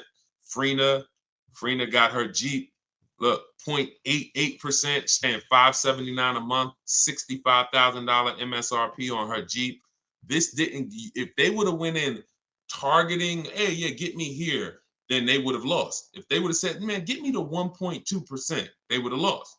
You get bids, you get 5 offers, because 4 are going to be overpriced in most cases. 80% of dealers are overpriced. That's the data we've seen. And then you let the bottom of the market reveal itself to you. Okay? We don't know what we're going to say. We don't know how much money we're going to save off a car. We don't know until we get those bids, and then the bottom reveals itself. So we never fishing for the bottom. We're getting bids and revealing the bottom. Okay, Rev Michael Dancy, what's up? I'm waiting for the 2025 miles to come in so I can capitalize on the 2024. That's cool if they're still around, for certain. Yeah, but make sure that you compare, because you want to have enough 2024s to get bids. You want to have, a lot of times, if there's a lot of leftovers, then you could do well. If there's not too many leftovers, sometimes the only ones that are left over are the ones with all the equipment. Like whenever we had the leftovers, the ones that were the most popular, they sold quick. But the ones that were left over, they sold, all the ones that had a bunch of equipment packages that weren't really popular, those were the ones that were left over. But it's different now. Inventory is back. A lot of dealers have tons of inventory now. So that could be a good strategy. But I like the idea of being in the market 3 months before you need a car. And then, being positioned so when a dealership needs a car, a sell desperately, you're the one they call. Because most people, Michael, they're going into dealerships and they need a car today, this week, maybe this month, latest. That's most people. So they're not going to be able to be positioned, unfortunately. That's why I don't want you emergency shopping anymore. I'm talking to everyone. When you're using a bidding system, you're reaching out, you're contacting multiple dealers. I have a system in my book, I call it the 25 to 5. This is for new cars and leases, 25 to 5. So we're creating contact with 25 dealers on their website, telling them what we want. We do this in 20 minutes, literally 20 minutes, because I also have, things you copy and paste in there to make it quicker. But once you do this, now what you're doing is you're seeing who has a car, and then you're sending a template to request a quote, and then we say out of 25 dealers, we're going to get 5 quotes, at least 5 to 7. If we don't like those quotes, we've already told them in our initial email when our deadline is. This is important. This isn't information we hold back. We say, hey, I could buy a car today. Whenever we reach out, we always say, this is built into my template. This is something you want to say. When you reach out today, I could buy a car today. That lets them know you're a serious buyer. But I don't need a car until this day. We call that our no later than day. Why that's important? Because a dealer's mind is about today. So when we say I can buy a car, I can make a deal today, it gets them excited. Oh, I got a serious buyer on my hands. But when we say, hey, but I don't need a car until end of the summer. I don't need a car until winter. I don't need a car until such and such. Now that's a takeaway. That's a psychological takeaway. So it makes them want the business more, but they know, okay, I got all these people in my showroom now. Let me handle them. But this guy, Charles, this guy, Michael, this woman, Medina, I know she's a real buyer. So I'm going to search and see what I got coming. Maybe I got a car coming in 6 weeks. Hey, Medina, I got this car coming in 6 weeks. It'll be here by the end of next month. Are you open to that if I were? Absolutely. So you have more inventory to shop from than a person today. So if you have a car and you need a car this week, understandable. I have the best bidding system in the world. My book will walk you through it step by step to get below market deals quickly. I don't really trust you to go out and get a great below market deal using no strategy if you have to get a car in a matter of days. But if you have time, time is a luxury. Time is an asset. Time is something you should be shopping 3 months before you need a car, because deals change every month. Every month programs change. Used cars, pricing trends change. You can see the prices go down. You can see them go up. There's advantages to having time. You could also, when we shop for used cars, our best deals aren't when we go to the marketplaces, Auto Trader, Car Gurus, all of these marketplaces we shop on. They're not there. We look at the market and we create accounts. Why? Because once we put in what we're searching for, we get alerts of new inventory. Watch this. If I want, I can't teach you. You can't get a below market deal. Dad, y'all running the lights up on TikTok. Shout out to the people tapping the screen. See y'all. Appreciate y'all. You can't get a below. The first step to getting a below market deal is you got to know what the market is, because most people are paying market value or above. That's a $3,000 to $5,000 price increase. $3,000 to $5,000 from average market value to above market value. That's what most people are paying with no strategy. Because if everyone was getting below market deals, they wouldn't be below market deals. They'd be average deals. So now the people with strategy that I'm teaching you, the stuff that you're learning, you need to see those above market offers so that you know you're paying below market. Okay? So with a used car, I need to see the low side of the used car market on all these marketplaces. I need to have alerts on so that every single car that pops up, soon as it hits the marketplace, I get a notification of it. Because no one else is going to know the market on this car like you will. Once I walk you through this, once you follow these simple steps and not just winging it, you look at the market. We always sort from lowest to highest price. This is what I did with my Infinity truck I bought a little while ago. And I saw what the lowest prices was, and then I turned on the alerts. So I turned on the alerts. But I saw when I got mine, I didn't need to wait for the alerts because I saw a deal so good, I just jumped on it because I saw it literally in 48 hours. I narrowed it down to my top 4, and it was one deal that was so good. So, but it's a multi-step process. But so here's what. So the point is, new cars and leases, we see below market. The only way to get below market prices is to have 4 or 5 or 6 higher offers. That means you know you got the below market because I had 4 or 5 or 6 higher offers than the one I accepted. On a used car, I need to see other used cars that are priced $2,000, $3,000, $4,000, $5,000, $6,000 more than the one I ended up getting, because that's the way it is all the time. And as long as you hold to these rules, you'll understand this is my target. Okay? You only do this once. Once you learn this process, y'all, it's rinse and repeat too.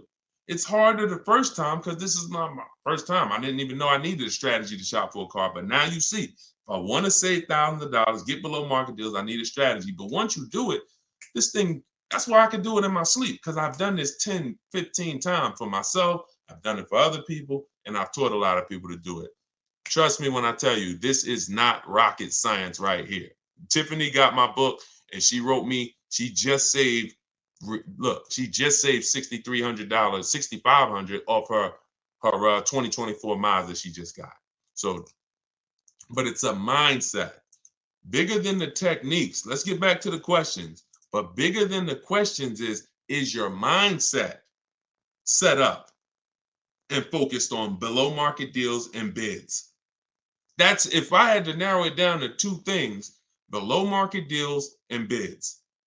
And I throw one more in there. Well, which is really bids. Don't talk numbers in the dealership. Everything happens at home. All right. Let's go. Let's go back to the questions. All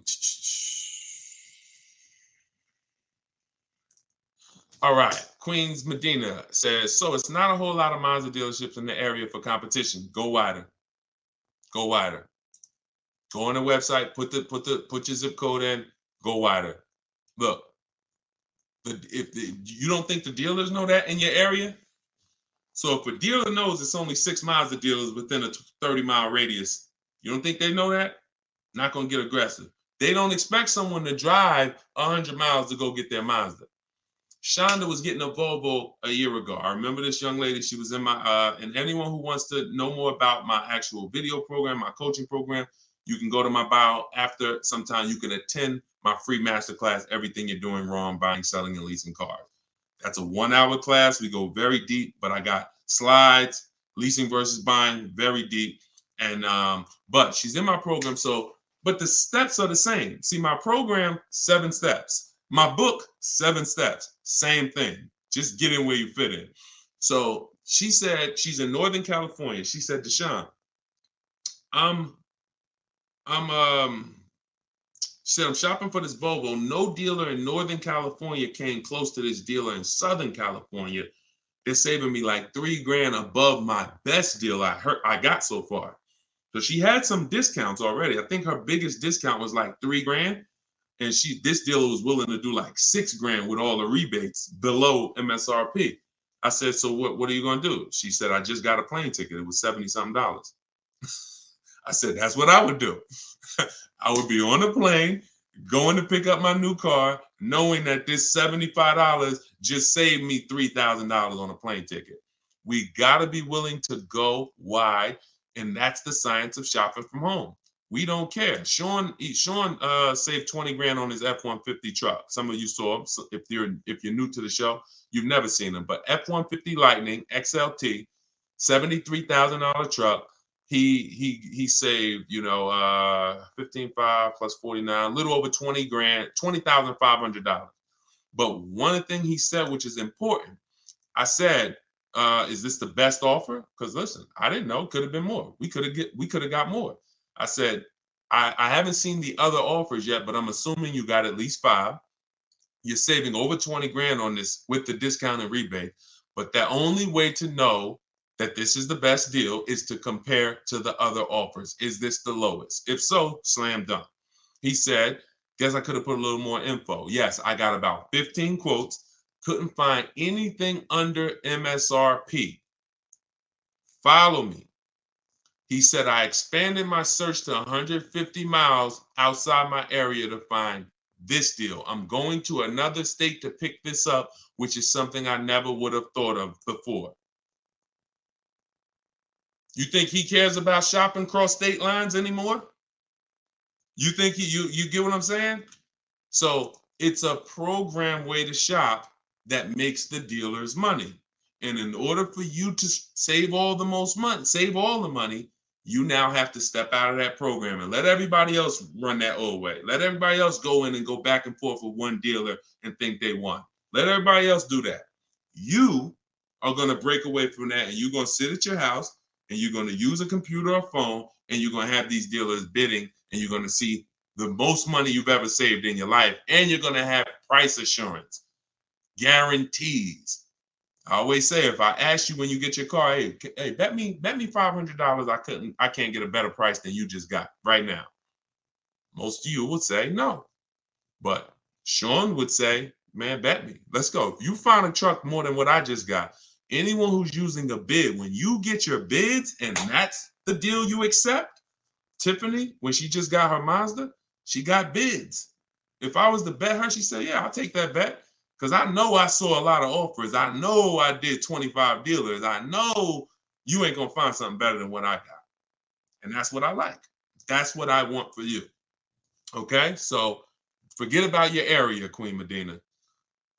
Just bought your book. Awesome. True Southern Girl on YouTube. Enjoy it. Use it. And everybody do like what Tiffany did. When you get your deals, write me, email me, so that we can bring them onto the show. Okay? I don't know why my live just ended on TikTok. Hold on. Why did my live just end out of nowhere on TikTok? Hold on. Let's get TikTok back. Technology sometimes. All right. That's coming back. So, all right, let's go to Instagram for a question. Let's see. Are y'all typing questions on Instagram? I see a lot of people, but I don't see a lot of questions. No. All right, let's go back to YouTube. Instagram. Type your questions. I don't see your questions here. So, I'm looking at Elite Travels. I'm looking at. Why is it saying my internet connection? Okay. All right, we're gonna let TikTok do what it's doing right now. I'm looking at a Lexus IS 350, fully loaded, monthly payment $710, 0 down, car worth $51,000. You don't know if you can't tell me that dealer you are buying from beat at least 5 other dealers. Hold on.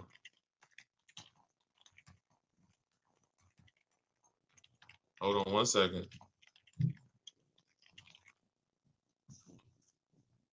Okay, let's get back here.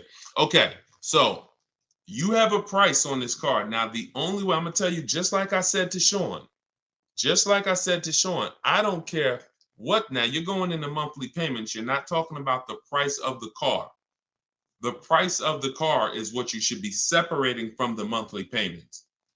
Until you know that you have the car, the best dealer, one, beat all their other competition and has agreed to sell you. I don't know what happened, TikTok. So come on back in. We got blocked out for a second. That's all that matters. You're putting the cart way before the horse and you're mixing two transactions. You're giving the dealer your loan and you're looking at the car. If you didn't bid these two things out, there's no way for you to get a good deal. There's no way for you to get a good deal because you will never have price assurance. You'll have buyer remorse. You're wondering, did I get a good interest rate? Did I get a good price? So the first thing you have to do is get 5 offers on this Lexus. Forget about the monthly payment. I'm looking for a Lexus IS 350 fully loaded. If you're going to use my way, we're going on the dealer's websites, 25 to 5 in my book, $24 in the comment section. If you're going to do it your way, you're at least going to call, speak to 5 Lexus dealers. You can ask for the sales managers. You're going to get 5 offers, and you're going to compare and find the dealer who's going to sell you the Lexus at the lowest price. And then here comes your loan. Then you come home and you would do what we call the bank bidding war. So we have a process we do where we let an almost unlimited number of people run our credit so that we can bid out our loan. I said earlier in the show, there's people who they don't sell cars, they just want to lend you money. They just want to lend you money. There's a lot of money in loans. $50,000 car,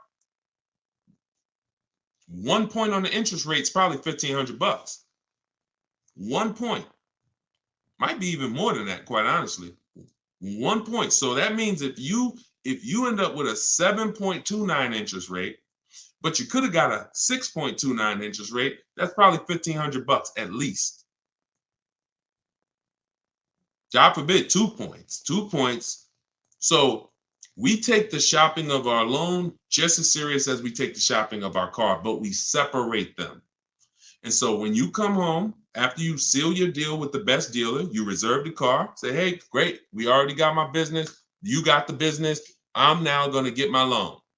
I'll call you tomorrow. Then we come and we start the bank bidding war. Well, we started before this, but this is round 2 of it. We come home and we call our bank, we call our credit union, we go online, let all the online lenders access our credit. Who's going to give me the best loan for this Lexus that I'm about to pick up tomorrow or the next day?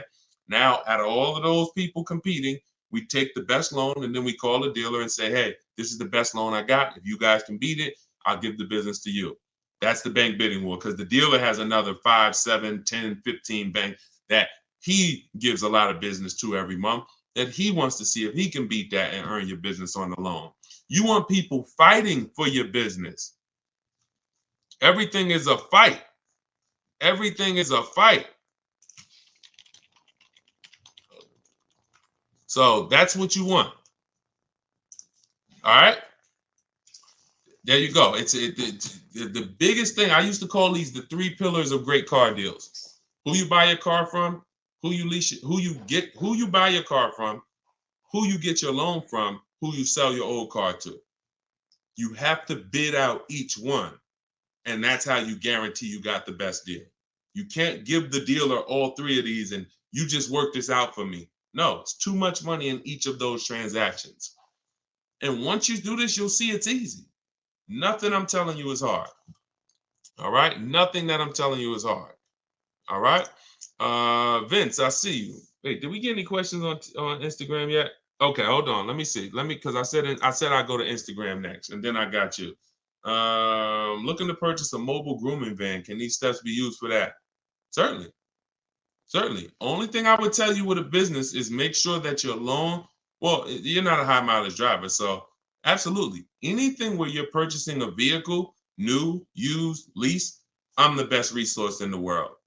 I will put my strategies up against it. And not only that, I put anyone who learned from me. I put I put Benita up against anybody. I put Charles up against anybody. I put Kimberly against anybody. I put Eddie against anybody. I put Danielle against anybody. I put Frina against anybody. I put Pierre against anybody. I put any. So I don't. Yeah, of course. You're like, yeah, Deshone. Of course, you could find a better deal than me. I put anyone who's using my stuff. Tiffany just got my book and just used it and got her Mazda. I put her up against anybody.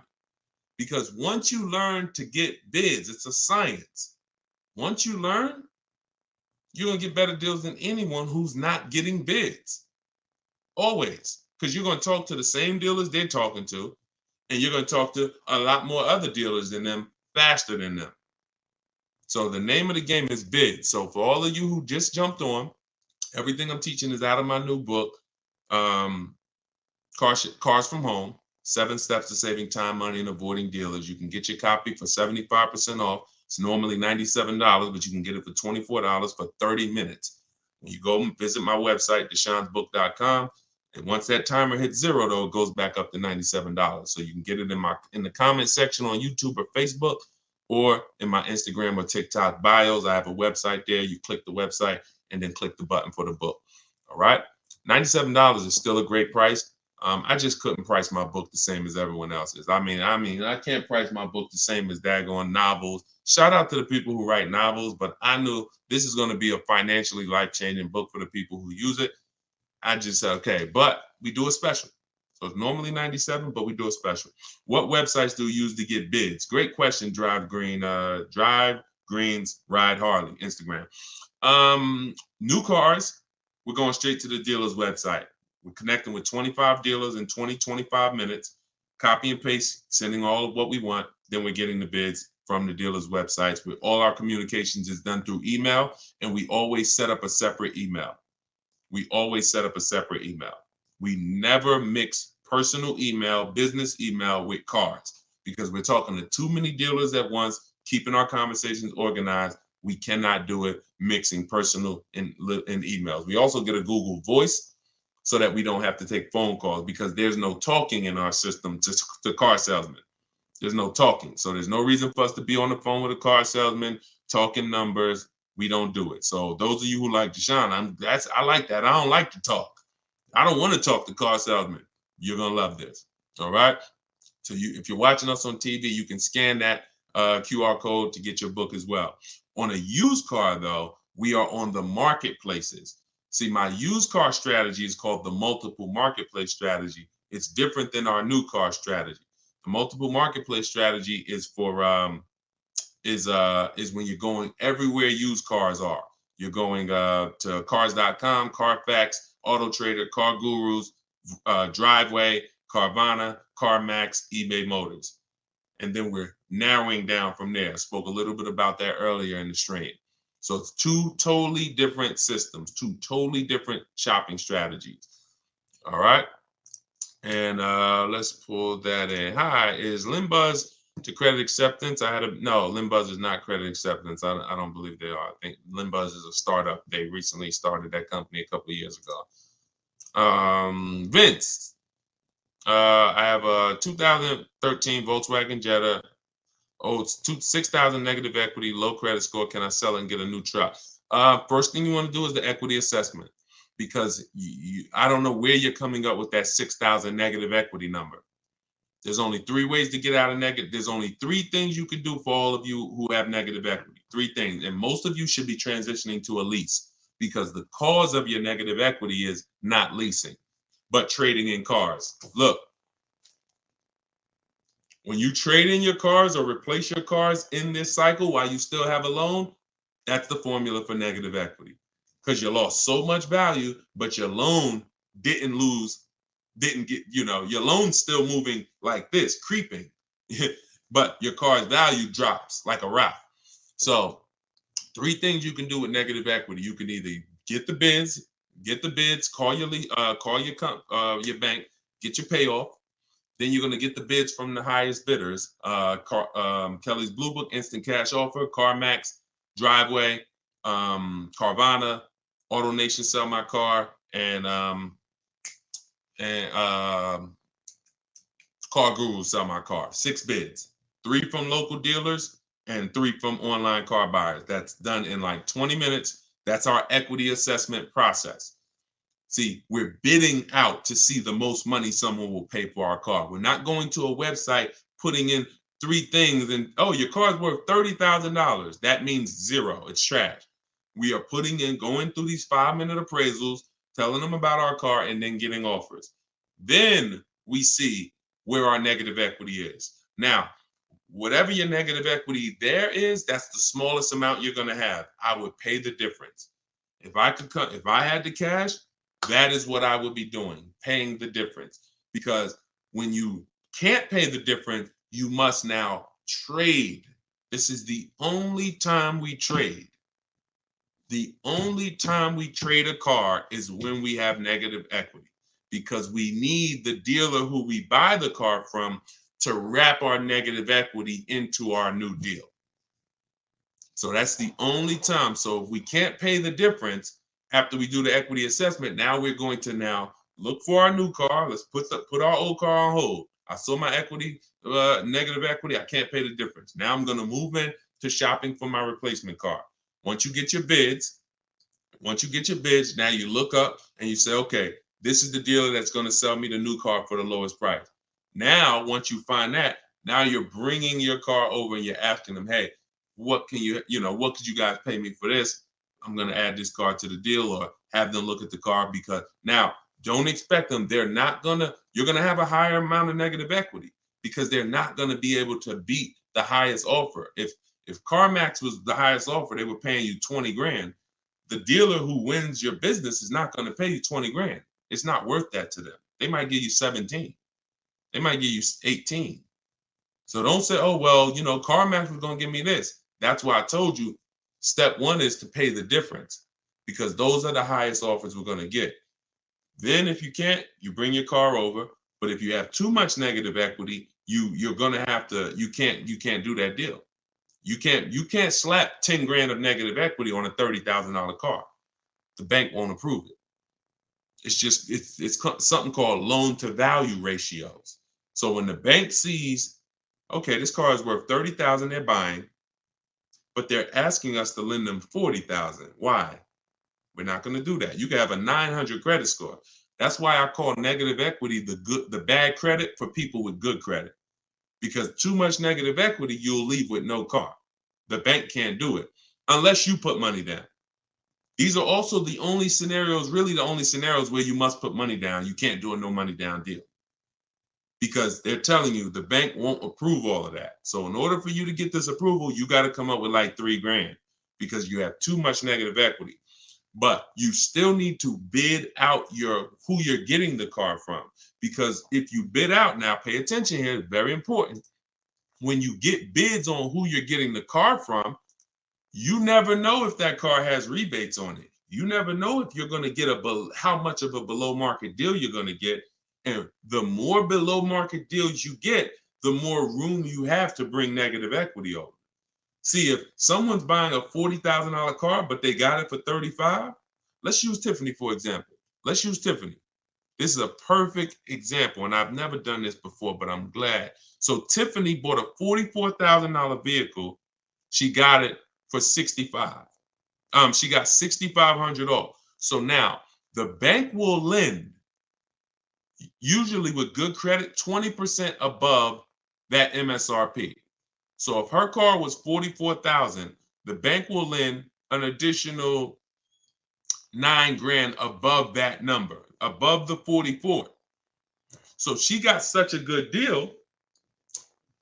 She got the vehicle for 38,000. Let's just say, for an example, she had 8 grand of negative equity she wanted to bring over, and she wanted to do no money down. She'd still be under the loan to value ratios because she got such a deep discount. See, the loan to value ratios doesn't change. If she got a $10,000 discount, that gives her more room if she had a bunch of negative equity. So if you don't know how to shop and get bids for the new car to save all the money, you're really eliminating any possibility you have to bring over a good amount of negative equity, because you are just not getting enough off the car to make it make sense.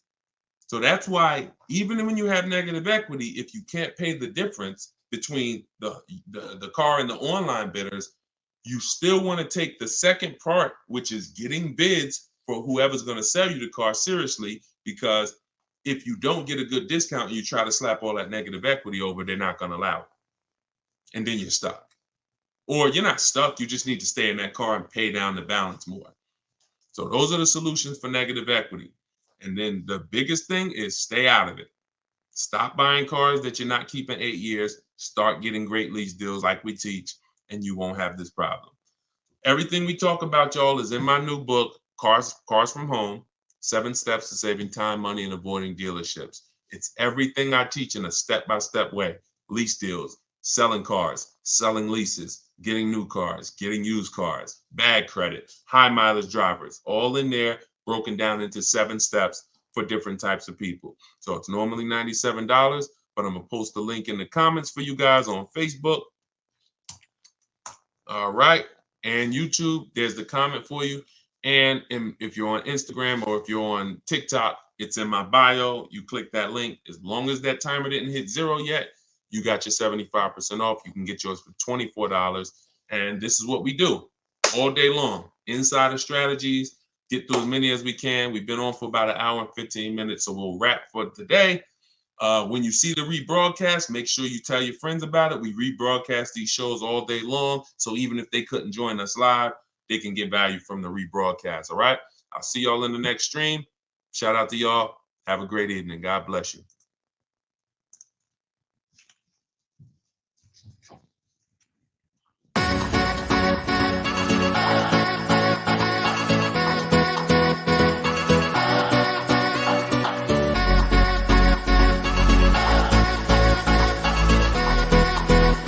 The worst possible thing you could say when you walk into a car dealership. I spent 5 years with Mercedes-Benz, 5 with General Motors, and the worst thing a person could say when they walk in is, if you could just get me to this payment, we got a deal. So your loan's probably still like 19, which means you got to pay to get out. You're upside down. It's called negative equity.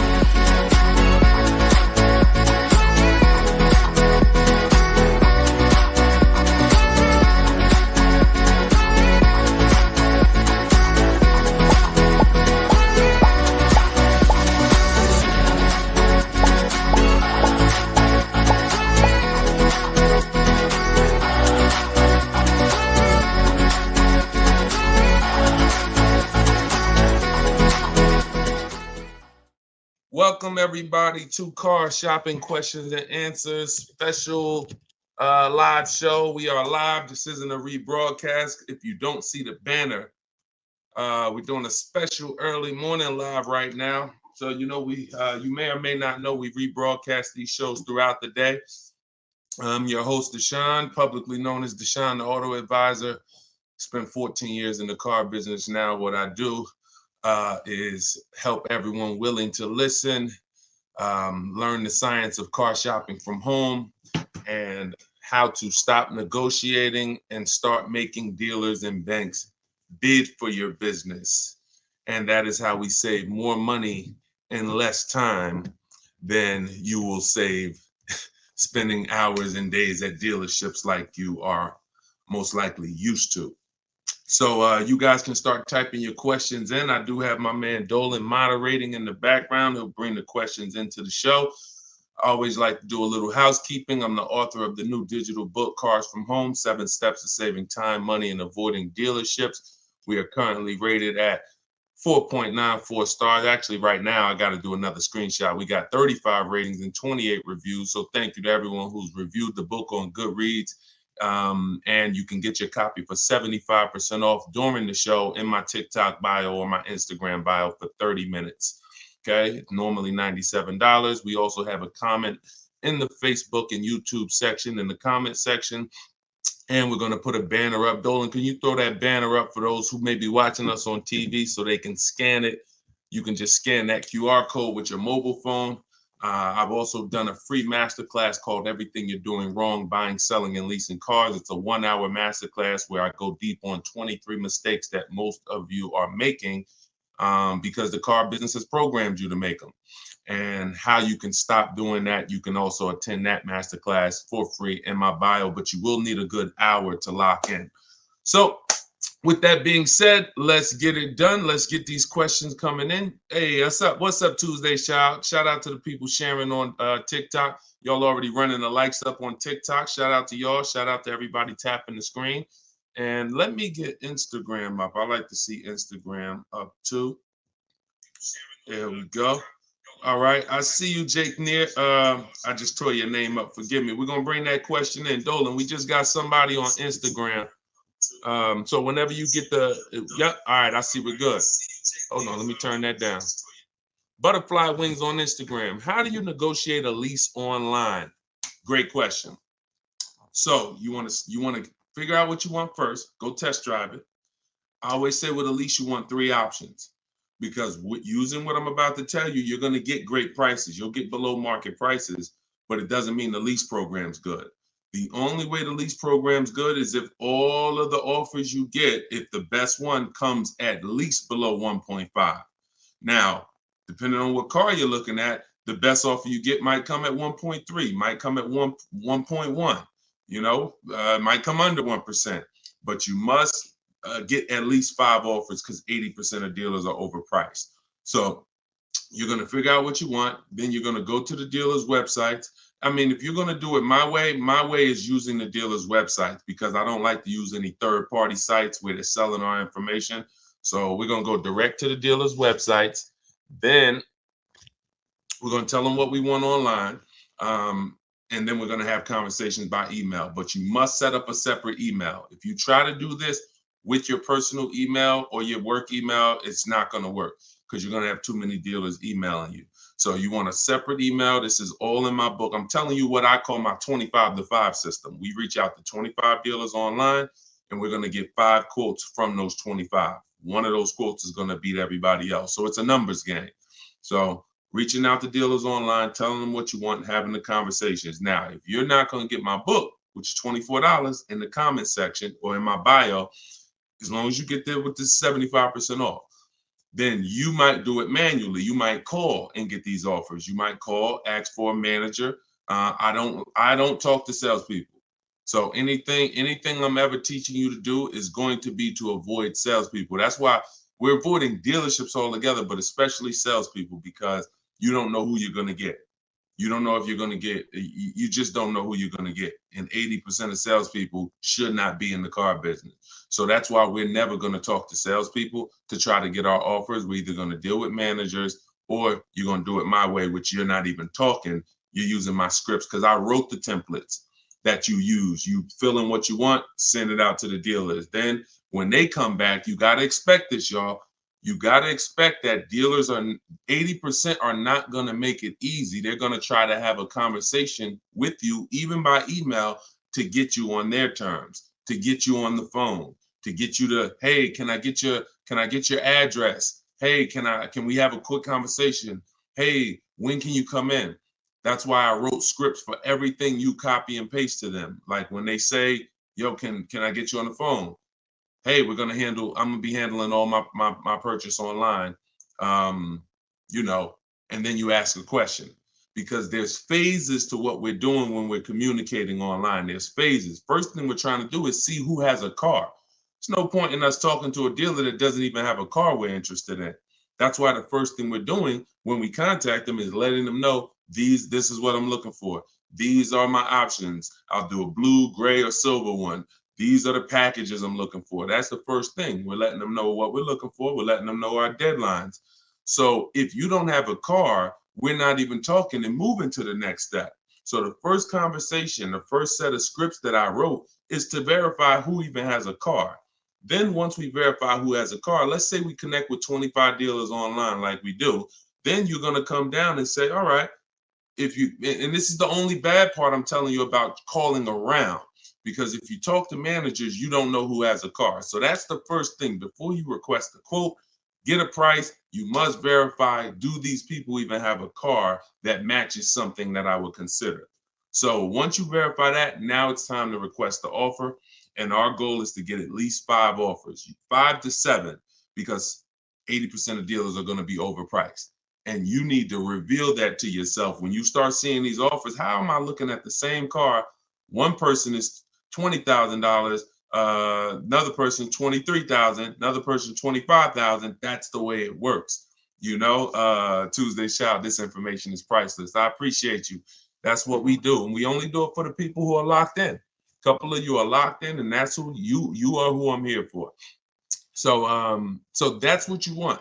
You could either do it manually or you could do it my way using emails. It's up to you. But I didn't want you talking, because I know the more you talk, the more you're going to mess up the deal. No offense, I wouldn't talk. I'm a great negotiator. I wouldn't talk. The more I talk, the more I'm messing up the deal. The more I give up. We don't want to be in a verbal battle. Because again, we're not negotiating traditionally anymore. We're not doing what's called one-to-one negotiations, where you're sitting down with one person looking to get a deal. We're doing what's called one-to-many negotiations, which is how you save the most money, because when other people know you are shopping multiple offers, they're kind of negotiating against each other versus negotiating with just you. So, all right, that's how you got to do it if you want to do it quick and save all the money. Okay, go ahead, Dolan, shoot the next one in. We are live. I know y'all are not used to seeing us live this time. Whenever you don't see the banner above me that tells you the times we're live, that means we're live. So we're just doing a special early morning here on the East Coast live. But we do broadcast these shows throughout the day, so you can be seeing this at any time. And we found that a lot of people get value out of the live show or the rebroadcast, because the people who are live with us are actually asking the same questions that people would be asking, whether they're watching the rebroadcast. Okay, this is from Instagram. My lease is ending in October. I received a text from my dealer that they have great deals available. Absolutely. Should I even explore those offers at this point, or wait until my lease ends? That's a great question. Would you ever get a text that said, we have bad deals right now? No, right? The only text you're going to look, who's getting calls right now from dealers, just so we can let this young man I can't tell by your name, just so we can let this person know that it's not just them. Who's getting texts, emails, phone calls right now? We have great deals right now from the dealer who sold them their car. Type me if you are getting those calls or texts. All right. Look. Look, on all the platforms, we got people typing me. So you understand, it's not just you. These are automated things. Even when they call you and say, hey, look, everybody. Even when they call you and say, hey, your 2019 Subaru Impreza, that red one you got. Matter of fact, you could have the most one-off color. That lime green Subaru Impreza you got? I got somebody looking for that exact car. This is all automated stuff. This is all templates. That's the reason why we use templates. That's the reason why I want you to use templates. The templates in my book. Because this is copy and paste. Hey, Jim, the deals are great right now. Hey, Jane, we could get you out of your lease early. If we could just have a short conversation. So before you even think about anything, I need you to never fall for that. Never think this is an isolated thing for me. This is a template that goes out to thousands of people, and my name and information is filled in, even when you get letters to your house. So now we don't want to emotionally react to anything when it comes to car dealer marketing, because it works very well. It works on the public very well. That's why the showrooms are packed at the end of the month, at the end of the year. That's why it's marketing. It has nothing to do with getting great deals. Now, what you should be doing is controlling your deal. First thing you're going to do is decide whether you're leasing or buying again. If you're not buying your car to keep it 8 years to beat depreciation, then you should not be buying. You should be leasing. So if you're already in a lease and things haven't changed, like me and my wife, we went from leasing. We leased our last five cars. And then, I noticed my wife kept getting the same color vehicle. I said, look, do you really want a new vehicle every couple of years? She said, I could keep a vehicle 8 years. So we ended up buying something. So once we decide we're long-term, we're going to beat depreciation, that's the purchase route. Now, if we're not, we're leasing. So once we are shopping for once we decide that's step one in my process. See, I want you guys to get familiar with shopping with a process versus just winging it. Step one is leasing versus buying, because if that's the foundation of your car deals, if you structure your deal incorrectly and you purchase what you should have leased, there's no way for you to get a great deal. You're going to overspend by thousands of dollars. Doesn't matter. Okay? Doesn't matter. So now, once we move past that, we need to do an equity assessment. We need to see, can I get out of this lease early, or am I going to wait until the end? That's the simple answer you're looking for. Now, there's three types of equity assessments. There's equity assessments for people who have leases that they need to see if there's any money in them. There's equity assessments for people who have vehicles they own or finance. And then there's equity assessments for people who have third-party restrictions on their leases. There's three different routes depending on what situation you're in, but it doesn't change the fact you're getting bids for the vehicle you have. That is the name of the game, getting bids for the vehicle you have.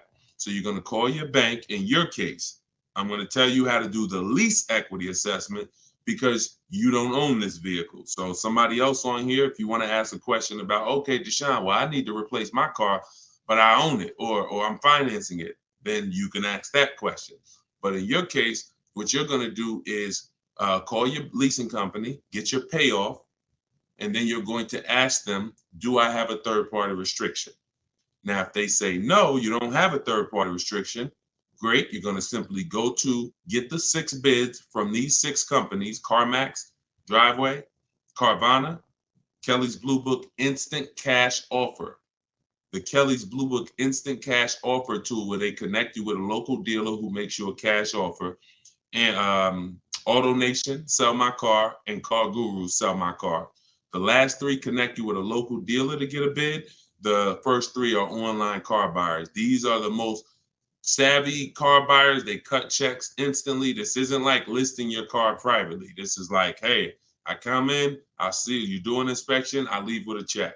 So these are the bidders right here. So this takes 20 minutes. When you go on these websites, you're going to see a question that says, is your vehicle owned, leased, or financed? You want to put owned. You want to put owned. So if you don't have a third-party restriction, you simply reserve the right to sell to the highest bidder, but you're going to need to now put that offer on hold, and then you begin shopping for your replacement car. But only if you have equity. If you don't have equity, then you're going to wait. If you see that your payoff is 18 and your highest offer is 17, you don't have equity. You're just going to wait until you got about 1 month left on your lease, and then you'll start shopping. Once you pay your last payment, you can start shopping because you can always extend the lease for free. I like to have at least 3 months to shop. I like to have at least 3 months to shop. I want to see the offers for 3 months. I want to see if the offers are phenomenal first month, I'll take it. If my lease is up and the offers weren't good the first month, then I'll extend the lease for free for a month. So I'm going to give myself 2 to 3 months. So as soon as you make your last payment, that's when I will begin shopping if you don't have equity in the lease.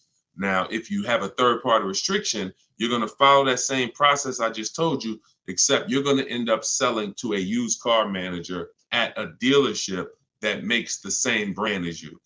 Give you an example. If you have a third-party restriction on a BMW, you can only sell to a BMW dealer. You can't. And some people buy the car and resell it. I don't like doing that because you pay taxes and fees when you do that. I simply like to sell, get bids from at least 3 BMW dealers, and I'll sell to them. So that's how we do it. That's the first step. There's nothing else to think. Many people think, oh, well, what about the next car, the replacement car? Until you do your equity assessment, there's nothing else to think about. And I don't want you thinking about multiple steps when you haven't done the most important step for you right now, which is the equity assessment. After that, you can move. So my book is 7 steps. You got to do 1 step at a time because it's not a thing you read. We don't do the whole process. We do it one by one. If you called me and said, Deshone, I'm getting a car, what's my first step? I'm going to tell you this. And then you call me back when that's done. Okay, I did that. Now, what's this now? Here we go. Do this now. Go to these websites. All right, perfect. I'll call you back when I'm done. All right, perfect. And before you know it, we're at step 7 and you're picking up your car. But it's an action program. Okay. And there's little steps along the way to make sure that we protect ourselves and save the most money and get below market deals. Okay. So handle that. Go ahead, Dolan. All right. We are live, y'all. So you can keep typing your questions. I see you. Thank you, JC Math. Thank you for all your knowledge. Appreciate you. That's what we're here for. Use it. Use it. Don't be a listener. Be a doer. All right. TikTok, does down payment really matter? It doesn't, Tyrant. We always shop with all our deals with no down payment. We always shop with all our leases with no down payment. And when we're buying our cars, we're shopping for the car separate from the loan. So you have to understand something. The reason why you get down payments mixed up is because you mix the buying of the car with the getting of the loan. You're in the business of getting the loan from the dealer, and there's nothing wrong with that if it's done correctly. We do not shop and say, okay, how much is this car a month? And can I get it with no money down? No, that means you're mixing two things. I want to buy a car from you, but I'm also going to give you my loan as well. I want you to just mix it up. No, because there's money in both of those transactions. So when we are shopping for a car to purchase, we're shopping for the dealer who's going to give us the best price on the car. That's priority one. The loan is completely separate. The person who's going to give you the loan is you're going to use, if you're following what we teach, you're going to use our bank bidding war process, where multiple banks and credit unions bid for our business without hurting our credit. You got to know how to do this strategically. Okay, it's called the bank bidding war, where we have everything we do as a bid. That's how we eliminate buyer's remorse. That's how we guarantee we get below market prices. That's how we guarantee we get below market loans. Everything is a bid. So when you are looking for your car, you're looking for the car.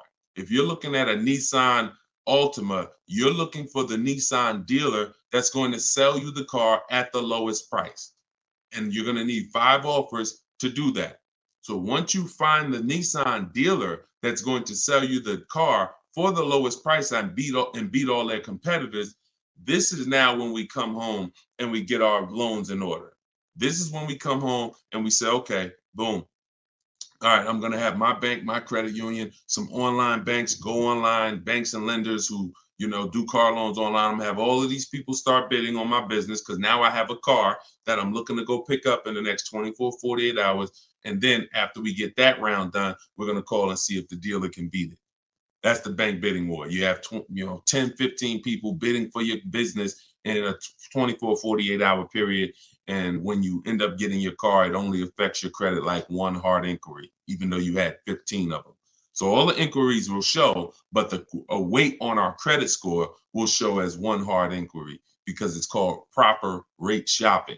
So that's how we make sure we get the best loan, and that's how we make sure we get the best price on the car. If you've been mixing these two, it's no way for you to guarantee your best deal. There's no way for you to save all the money mixing the loan with the deal and with the car you buy. And then some of you even mix the trade in and say, okay, I'm going to give you my old car, and I'm going to buy a car from you, and I'm going to get a loan from you, and I'm not going to get bids on any of these transactions.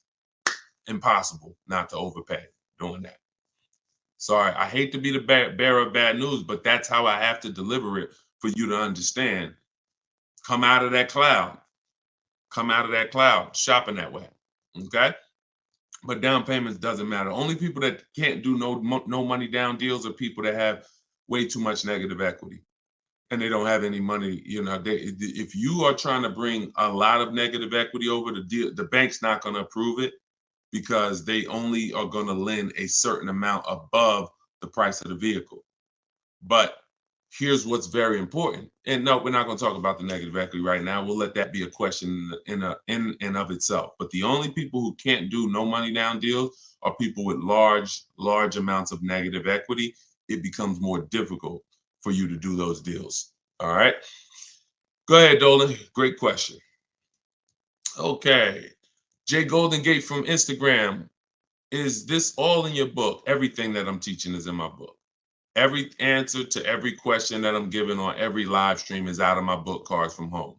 7 Steps to Saving Time, Money, and Avoiding Dealerships. I even try to let you know what step I'm teaching from because I want you to get familiar with the steps. Step 1 is the most important question. How many years you keep in the car? That's the 8-year rule, leasing versus buy question, because that's the foundation of your car transaction. I could help you save all the money possible. You can get big discounts on the car, but if you purchase the car, but you should have leased it, you're going to overspend by thousands of dollars. So that's why that's the first step, most important question. Second step is equity assessment. Third step, we structure our deals. We need to know, and this isn't budgeting. This is literally structuring our deal and knowing on a lease, what would a good deal be? On a purchase, what are my offers going to be? What am I looking for purchase price wise to be below my budget? That's deal structure. Then we're moving to shopping, not buying. This is where we choose our car, do a little research, 5-10 minute research to make sure the car we're looking at is not a problem car, doesn't have bad reliability ratings, doesn't have bad longevity ratings, doesn't have bad initial quality rating.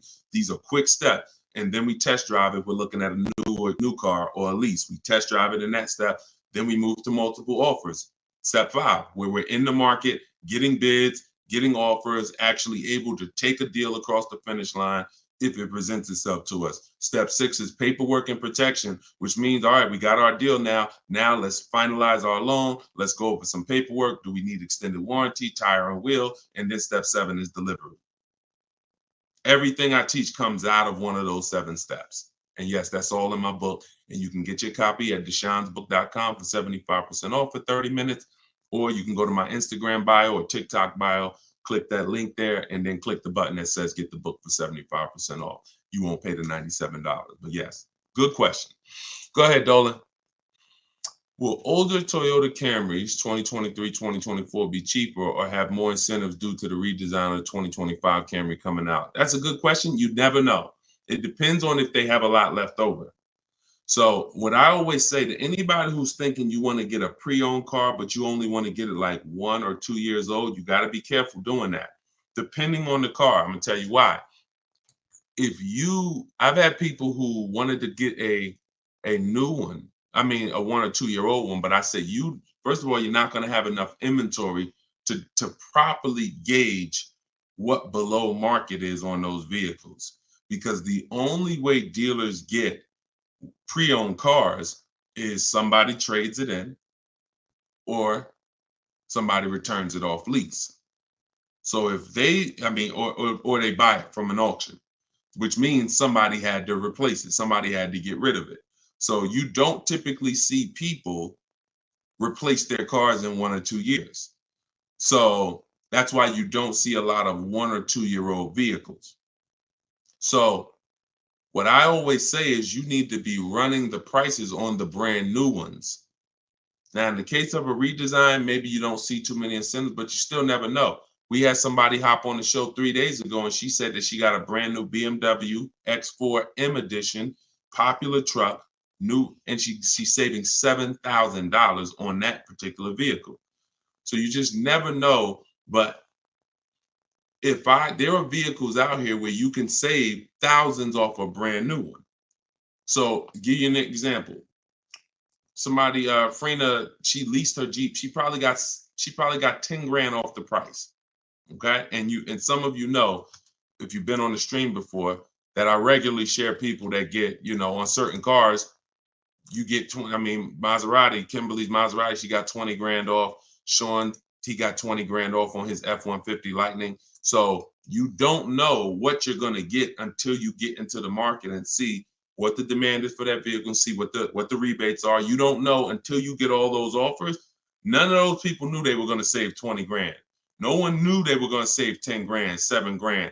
They only get in and then they get the offers and they see this is their best deal. So if I end up being able to save 7 grand off a new one, then what should I pay for a 1-year-old one? That's the point. If the new market, if I don't have enough inventory to compare the 1-year-old ones, because you're not, then I can only compare it to the new market. So if you do it my way, it takes 60 to 90 minutes to get all these offers. before one trip to the grocery store, sitting down at your computer doing it my way, you'll be able to see what the market is for any vehicle. And when you really get quick, you'll be able to do it in like 45 minutes, copying and pasting. So once you see that, if the new market for the car is $7,000 off, how much should I pay for a 1-year-old one? Well, it better be at least 10, maybe 11, because a brand new one is $7,000 off. Now, opposite is true. If I could only get $2,000 off sticker, that's my best offer. Then maybe a 1-year-old one I'm looking for $7,000-8,000 off sticker, $9,000. So you got to know what the new market is, because the worst mistake you could make is to get a 1 or 2-year-old pre-owned car that has a heavily discounted new car market that has $5,000 rebates on the new car. Think about Sean. I want to use an extreme case, but even cases that are not this extreme will still make a huge difference. Sean, he saves $20,000 off his F-150 Lightning. What happens if somebody said, now that's a $73,000 vehicle I'm showing on the screen. What happens if somebody says, well, I want a 1-year-old one or a 2-year-old one? Now they think, all right, I'm gonna go and look for one that's probably about 50, 55. Now they go pay 55 for a 2-year-old one. But Sean, getting his bids and revealing what the below market prices are on a truck like this, he saves $20,000. So he pays 53, and the person buying the 2-year-old one pays 55.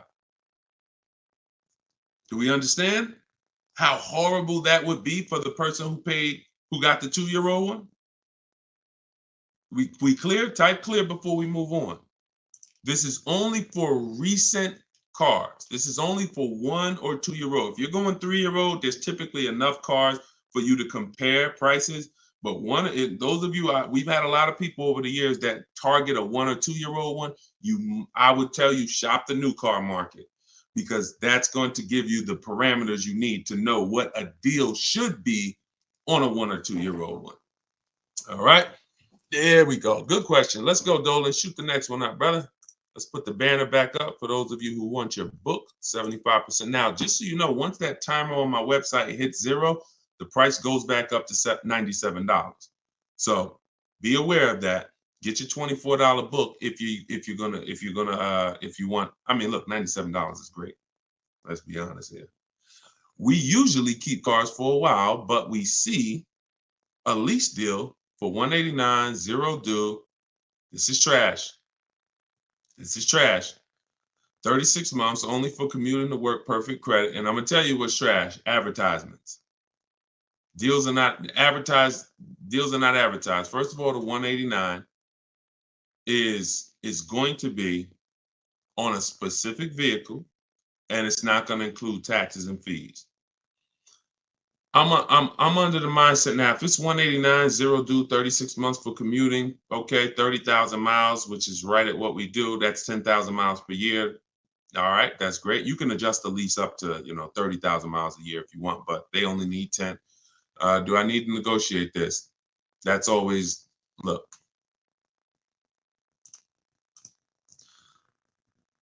I'm gonna tell you this. So Frina called.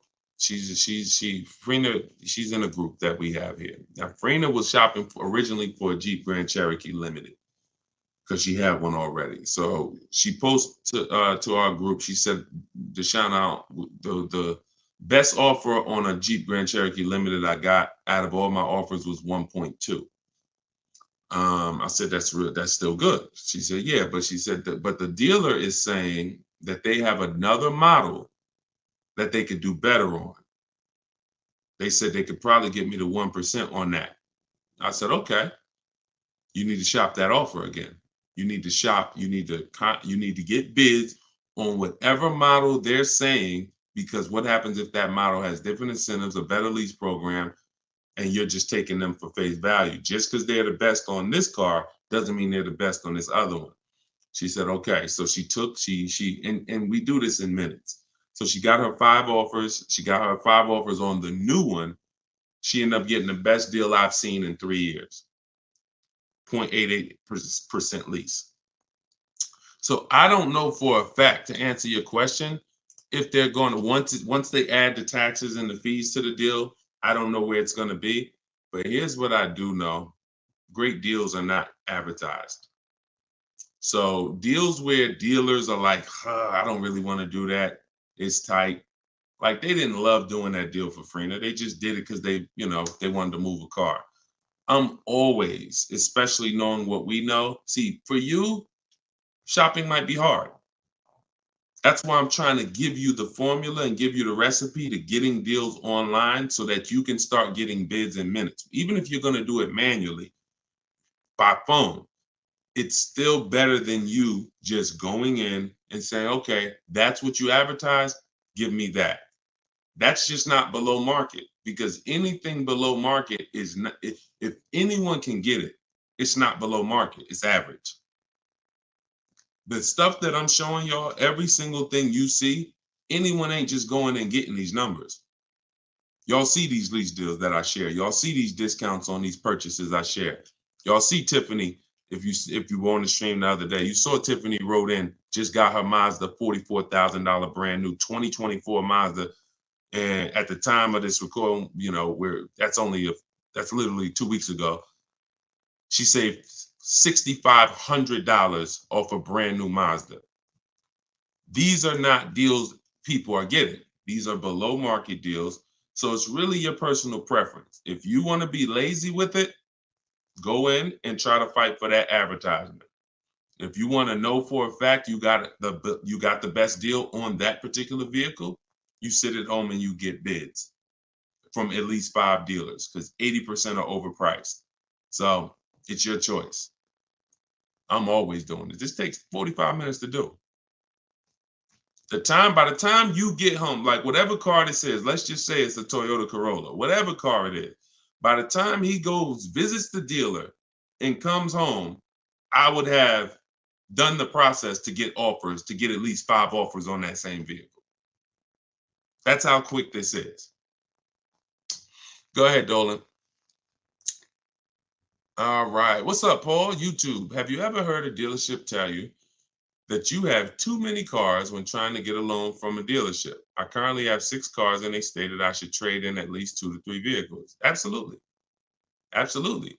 If those cars are attached to your personal credit, then most definitely. The only way that wouldn't matter is if you had those cars in a business credit where it wasn't showing against your personal debt to income.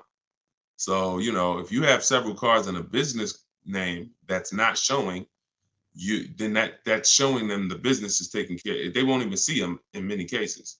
So if you have, 6 cars on your personal credit, of course, at any given time, yeah, if any one of those lenders is taking a risk, because what happens if the economy shifts? What's the chances that he's going to be able to pay 6 cars? So for sure, your best bet is going to be trying to, secure outside funding, outside financing.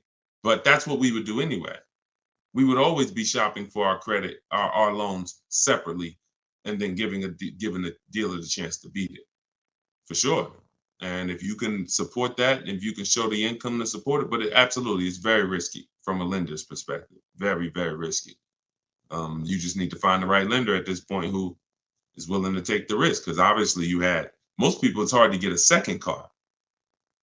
Second car is hard because they're looking at normal people. Normal people are not going to be able to support a second car. Maybe a second car, though. A third, a fourth, a fifth. No, I don't even know how you got those done. But however you did, it's income. I mean, I've had people make, $800,000, $900,000 a year. Okay, so it's all income based. So I'm not going to sit up here and tell you I don't know how you got it done. If a bank sees that you make $500,000 a year, and you're bringing in $10,000 a week, and they say, okay, $40,000 a month. Okay, car payments are $3,000, $4,000, $5,000 even. Okay, but you're going to reach a point where they're going to start to see that, okay, this is too much risk. So I wouldn't be dealing with dealers, banks, especially if they're telling you trade 2 or 3 cars. You need to find a bank or a financing source that's going to be comfortable taking that type of risk. And that's it. Go ahead, Dolan. And if you're using those for business, you should really try to get them in a business name. Is your book only digital, or can I get a hard copy? It's only digital, because there's nothing that I can do. First of all, there's so many reasons why it should not be a hard copy. One, the car business changes. My strategies and steps don't change, but the websites we use change. Vroom used to be one of our bidders. Vroom went out of business a couple months ago. So if you had a physical book that you were reading, you'd be going to Vroom and getting we don't do this anymore. So templates, I link you to templates that you scan, you're copying and pasting. I'm linking you to Google Documents. I'm linking you to videos that's in my video library. There's things that I'm linking you to throughout the book. Plus, you jump from a section, like it's like a warp zone. If anybody ever played Mario, when you get to a part where I'm asking, where the most important question is, how many years are you keeping the next car? If your answer is less than 8, you click a link and you're going to the lease section. If your answer is more, eight or more, then you click this and you're going to the purchase section. So it's an interactive book so that you're not reading. It's no way. I don't want to be a person who's leasing a car. I don't want to be a person who's purchasing my car and I'm kind of skipping all this information about leasing that's not relevant to me. I don't want to do that, because now I'm going to get confused. Okay, is this for me or not? So I had to have links that warp you to certain sections that keep you on track. Wouldn't be possible with a physical book. And again, the updates are probably the most major. Those two reasons are why this book would be horrible as a hard copy. Well, I'd just be coming back every 6 months, every year. I'd have to do volume 1, volume 2, volume 3, because that book you bought last year, it's not relevant anymore because there's so many things that change. When I wrote my first book, 52 Car Buying Questions Smart People Don't Ask, that was 2021. 2021, that was a digital book as well, but the format of it was so rigid. Once things changed, I couldn't change it. I had to totally write a whole nother book. Plus, I wanted to do it step by step. But back then, TrueCar had more power than they have now. That TrueCar has no power now. So all of these things, the markets change. So we need to make sure that all the information we're giving is able to be updated. So when you open the book a year from now, it's relevant. And that's because we're updating the main file. Could never do that with a hard copy. All right, legit question though. Go ahead, Dolan. We are live, y'all. I know you don't usually see me live this time of the day, but we decided to do a special live. So whenever you don't see the banner above my head, you're watching a live show. When you see the banner, that means you're watching the rebroadcast, because we rebroadcast the shows throughout the week. So that way, if you couldn't catch the whole show, or if your friends and family need to see it, you can always point them to the show on any of the 4 platforms. But we are actually live now, so you can type your question. Do you suggest putting a car in your business name with or without a PG? I'm not in the business of teaching people how to get business loans without personal guarantees. So, whoever told you could do that, you should follow them to learn what banks, what cars do that. But you should still use my system to get the prices. Because one thing I see about these people who buy cars in their business credit, they just overpay like crazy. They walk in and say, "Oh yeah, I want this car right here." They don't know how to get below market deals. Same thing with influencers walking in with checks. Hey, your girl got a G-Wagon. Yo, your boy just got the Range Rover Supercharged autobiography. Man, they walk in and they are getting hit. I don't want to use that word on YouTube. They are getting hurt big time financially on these cars. So I would say, and I say the same thing with people who do Toro, or who do who have a rental car business. You need to learn from someone who's going to teach you the business systems. That's the stocking of the inventory. That's the insurances. That's the how to market the business. That's the, best practices in the business. But then you need me, because we're the best at teaching people how to buy the inventory for the lowest prices. People are overpaying for their inventory because they view it as the business's money. That's ridiculous. Business's money is your money. So, but whether it's a PG or without a PG, get it done. If you sign in PG, I don't see most banks are not going to do that, because what you're saying is, here's my business. If something happens and this car is not paid, the business needs to have the assets for you to go after that'll pay the car. If the business doesn't have the assets, the bank is saying we're coming after somebody who has the assets. That means you could just be like, one day, all right, I'm not paying for these cars no more. Take them back. And then there's no recourse. Most banks are not going to do that at all. But some will. If some are doing it, just find the people who's teaching you which banks do it and follow them. Okay? It's up to you. I've had plenty of people buy cars in their business name, personal guarantee it, and it doesn't show in their debt to income. And now, very important before we go to the next question, if this is your goal, you need to call the finance manager at the brand. So if you're like, oh, I want a Honda, you need to talk to a finance manager at a Honda dealership and say, if I buy a car in my business name and personal guarantee it, will it show against my personal credit? Because it will with Mercedes as far as 2019. And I learned that the hard way. Me and the customer. I said the customer was buying cars in their business name, real estate developer, and he came and he got a Mercedes Benz. He put it in his business name with the personal guarantee, and it's still reported on his personal credit. Then the finance manager told us, hey, just so you know, yes, it does still show. I'm like, we should have known that before. That's something we should be telling customers before they ever apply, because they're only applying in their business name because they don't want it to show against their personal debt to income. So always double check with a finance manager in the brand, okay? Everything that I learned the hard way, that's what I teach and warn against. So everything, negative equity, leasing, it was all based on mistakes that I saw people making. And I said, okay, how do we get into this? All right, now I need to teach people to do different things. Okay, go ahead, Dolan. Shoot the next one up. All right, keep typing your questions, y'all. TikTok, Arthur, what's going on? Yeah, I don't see a lot of questions on TikTok. What's up? Although y'all are running the likes up, appreciate you tapping the screen. See, well, here's what I say. Every time you hear something you like, every time you're like, oh, that makes sense, just tap the screen. It just runs the likes up and it lets TikTok know we talking big business over here. So I appreciate y'all. Arthur from TikTok said, what's the best way to handle being upside down? Ride it out? That's a good question. Now, that's the third choice. The best way, so what you got to know for those of you who are upside down in your loans, you have cars, do your equity assessment. I talked about the equity assessment at the beginning of the show. Do the equity assessment.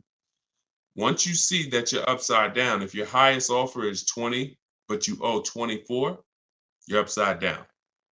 If you could pay the difference, that's the best way. If you could pay the $4,000 outright, that's the best way, because the second option, you're going to have more negative equity than $4,000, because the bidding system is meant to reduce your negative equity by maximizing the price you get for your car. So in order to maximize the price we get for our car, we must get bids. So once we get the bids, we move on and say, okay, I can't pay the difference. Now I have to, I can't even say the word. Who knows the word that I hate using? Starts with a T. We don't do this. Only in these scenarios. Only in these scenarios. Only when you have too much negative equity, you can't pay the difference. You have to do the T word. What is the T word? Anybody know? We might have a bunch of new people on here. They're like, no, Deshone, this is one word we don't do. Okay, nobody? All right. It's trade. It's trade. Yes, Just Neil. Yes, exactly. It's trade. Because what I always say is you're not going to get the most money trading anything. If you got a phone, a cell phone, and you want to trade it, you're not getting the most money for it. Putting it on the market and getting offers, that gets you the most money. So when you say, okay, if I would have took the highest offer from the bidders, then I would only have $4,000 negative equity. Most likely when you end up going this route, you're going to have 5 or 6, because you need a dealer who's going to wrap your negative equity into the new deal. So basically what you should be doing is leasing. There's no reason. 99% of the time, the reason you have negative equity is because you buy cars and replace them quick and you don't lease. That's the I could see if I'm a doctor financially, I'm going to treat your problem, which is what we're doing. Here's what you could do. You could do some antiseptic. You can use this. But here's what's causing the problem. Okay? So once this thing is healed, you need to know, because if you don't know what's causing it, you're going to be back in this situation again. Short-term owners, you don't keep your cars more than 8 years. You take out 5-6 year loan, you trade them in. Doesn't matter. You're losing too much value in the short term, and that's why you have negative equity all the time. So now let's go a little deeper on this option 2 for negative equity, because there's going to be a lot of people who have it. In 2020, and one day I'm gonna play some of the videos that I posted in 2021 and 2022, warning people not to overpay for these cars and warning people to use a bidding system so that they will find the best deals. And unfortunately, my voice wasn't loud enough to prevent the tens of thousands of people who are in cars that they overpaid for. So there's going to be a lot of people with negative equity that are looking and saying, okay, Deshone, what do I do now? So first option is what I just told you. That's the best option. You need to have some cash to do that.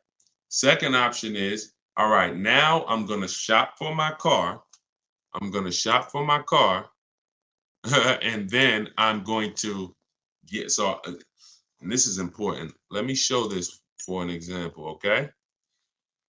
Because some of you, your knee-jerk reaction is going to be to just walk into a dealer, and let me warn against that. So let's use somebody who got a discount. Okay, here we go. Let's use Tiffany's case. Tiffany bought a car that is, pretty common, and she got bids and she saved a ton of money on it. Now let me show you this. So I'm shopping, I'm getting bids. The reason why I'm getting bids is because I need to know the largest discount I can get off the new car that I'm buying, or off the new car I'm about to lease. Because this is going to be what allows me to transfer my negative equity over to the new car. So she saved $6,500.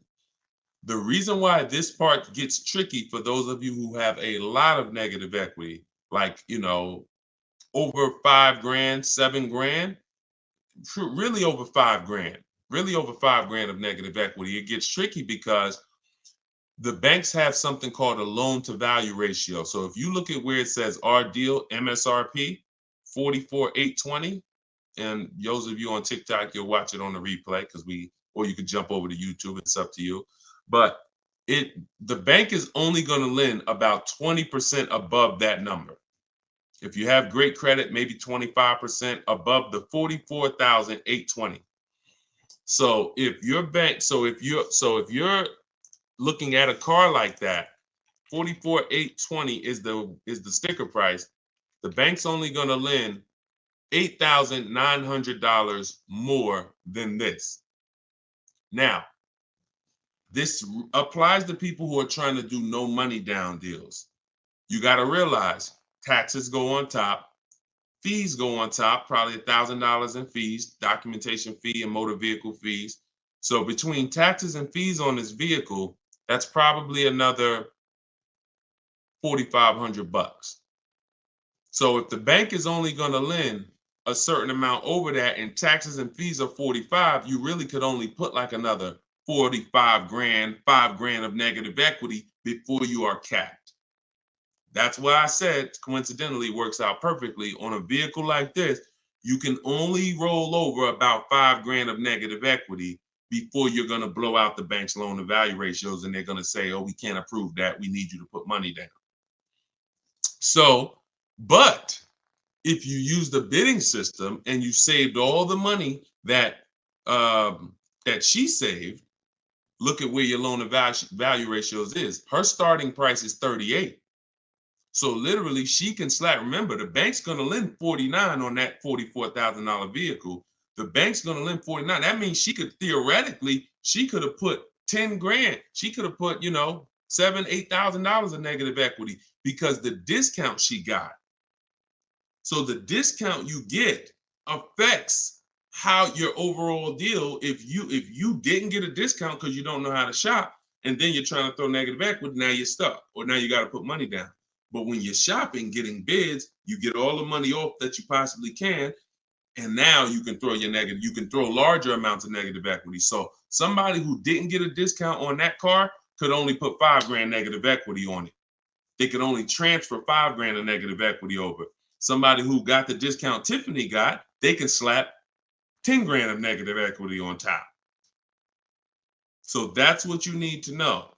You are always going to get bids. If you need to replace negative equity, you're always going to get your bid.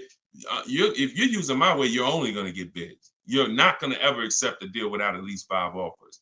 But when you start getting your 5 offers, for those of you who have negative equity, you're going to see it makes it a lot easier for you to transfer your negative equity over and still do a no money down lease.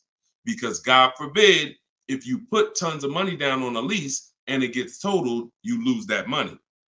So if you have to put money down, $3-4 to get it approved, then the vehicle gets totaled, you lose that money because you have to go shop again. But if you put no money down, you rolled over all the negative equity and the vehicle gets totaled, you walk away and you're fresh.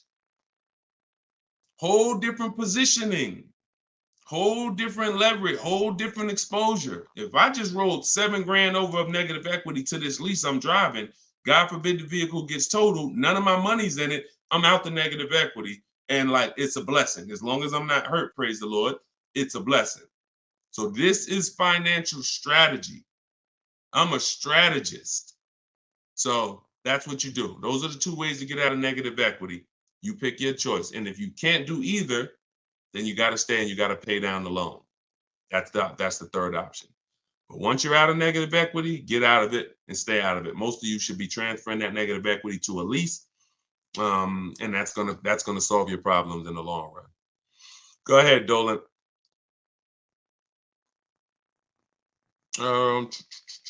Okay, Andrew on Facebook. What do you think? A trade-in of a car almost the exact same price of the car you want to buy. Listen, we don't trade. You're using curse words on here, man.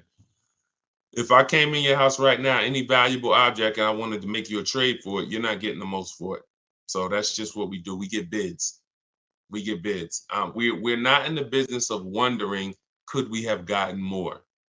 When you do trades, when you do this old style shopping, which is, think about this. I'm about to say something and it's gonna be a gut punch. You're shopping like it's 1990. Let that sink in. Everything y'all hear me talking about is new age, right? Stuff you never heard before. Now, I've been in the car business for 14 years. I've been educating people on car shopping from home for 3 years straight. Before that, I ran my own brokerage called Cars from Home, where I did this for people. And then I found that we can help more people teaching them how to fish. So this is something that we've been mastering since really 2015. I haven't been in a dealership to make a deal since 2015. My last deal was when I worked at Mercedes and I bought a used Mercedes when I was there. Forgot about that car. Phenomenal car. Got totaled. But that was the last deal.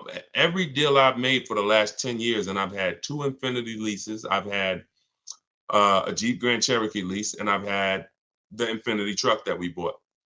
All been online, below market deals using my own system, using what I'm teaching you. Everything is new. All you hear on these streams is new. Wow, I never heard that before. Oh, that's brand new. I like that. But everything you're talking about doing is 1990. Go in, trade for cars, walk into a dealership, negotiate back and forth. If you're looking and saying, I'm doing the same things to buy my cars that people were doing 30 years ago, you should tell yourself, no wonder I ain't getting below market deals. No wonder I'm leaving hoping that I did all right. Oh, man, you think we could have got more money for the trade? Yeah, I know I should have tried to hit them more. I could have got another 1,500, but you know what, man, let's just, that's buyer's remorse. That's buyer's remorse. This stuff that you accept as normal, buyer's remorse. That is not what we do. So we don't trade, we get bids, we separate our transactions, who we sell our car to. is different than who we buy our car from. That's different than who we getting our loan from. We bid out these transactions using online resources, and we do this stuff in 60 minutes. So while you're there, before you even come back, one trip to the dealership, you've been there 4 hours. I'm here, and we're talking to 20 dealers, and we're getting thousands of dollars off while you could be potentially talking to an 80% dealer who's overpriced. Some of you know 80% of dealers are overpriced. Whenever you hear me say an 80% dealer, that means when you walk down the street or you drive down the road, if there's 10 dealers on the block, 80% of them are overpriced. 20% of them are great, but you don't know who's who. So if you go into an 80% dealer and he takes off $4,000 and you think you won, his price was so high to begin with that $4,000 he gave you, you lost. See, if I start $6,000 high and then I take off $4,000, you lost. If I start $2,000 high and take off $4,000, you lost. If I start at the normal price and take off $4,000 and beat my competition, you won. So this is what we do. It's a science from shopping from home. That's why the book is called Cars from Home. 7 steps to saving time, money, and avoiding dealerships. Go ahead, Dolan. And bring in Lakina. I see Lakenya on YouTube. Bring her in after Robert. Instagram. Y'all keep typing your questions. We are live. We'll do No, I don't do DMs, my olive branch. Thank God we got 2 million followers. There's no way. And none of this stuff is uncommon. See, a lot of times you think your situation is uncommon. Like there's nothing. I've been in this business since 2006. There's nothing I haven't seen. People, oh, but I got a special situation. No, you don't. It's special to you. It's special to you. There's 100,000 other people in that situation, which means I've already planned for it. Unless you're a one-off situation where there's not 100,000 other people in this country in the same situation as you, it's already been planned for. I've seen thousands of transactions over the years, so I can plan for everything. So there's no way functionally, logistically, that I can be in DMs giving people repetitive advice. When I make the information available, you just go get it.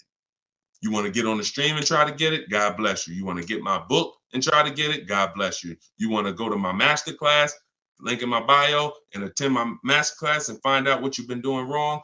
God bless you. You want to watch my social media videos that I put out every day? God bless you. You just get it. But that's what we do. All right, Robert, Facebook. What is the best way to look for a particular new car instead of going through each dealer's websites in various cities? To look for a particular new car, I'm going on a dealer's website. I'm going to 25 Mazda dealers' websites. I'm telling them what I want through the contact tab, and then I'm going to see who has a vehicle. That's the fastest way possible. That step in our process takes 20 minutes. If now that's what I said. You can try to do it your way, or you can use my templates and scripts, because my scripts are copy and paste. But you're not going to do this calling. It's hard because you don't know who has what car. That's why we go to all the dealers' websites and we reach out to them in 20-25 minutes. So once we know who has a car, then we have a conversation by email with those who have a car. It's the best way possible. There's no way better than that. Like, there's you going into a dealer, you calling dealers. No. We know when we reach out to 25 dealers, there's a chance maybe 10 of them have a car we want. Maybe 8 of them have a car we want. If none of them have a car we want, then that means that car is either sold out or you're in between model years, which means it's sold out. The 2024s are sold out. We haven't gotten the 2025s yet. If we connect with 25 dealers and no one has a car we want, or only one person has a car we want, then that means that car is not in the market anymore.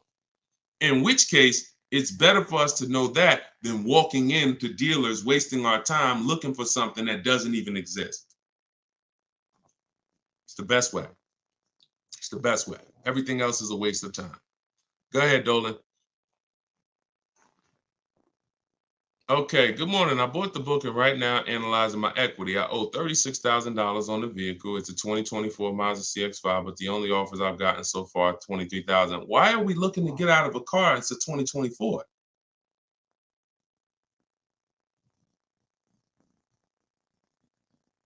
Manual appraisal to see if I get a better deal. My question is, because there's such a big difference in equity, why are we trying to get out of a car that's a brand new car that just came out? I wonder if I should keep the vehicle for 8 years. Okay, wait. Okay, so you bought it. So you bought the vehicle. My question is, because there's such a big difference in equity, I wonder if I should keep the vehicle for 8 years. What do you think? What's my goal is to go into a lease. Okay, because I know I'm paying too much for a truck. I don't plan on keeping it. All right. Thank you for that. So it makes sense. Bought a car, should be leasing, paying too much for it because you bought it. $40-something thousand Mazda CX-5.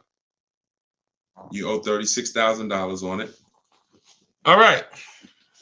Now that makes sense. Because I always tell people, if you've had a car for a couple of years and you're thinking, some people say, Deshone, I know I'm not an 8-year person. I'm breaking the 8-year rule. Should I go into a lease now?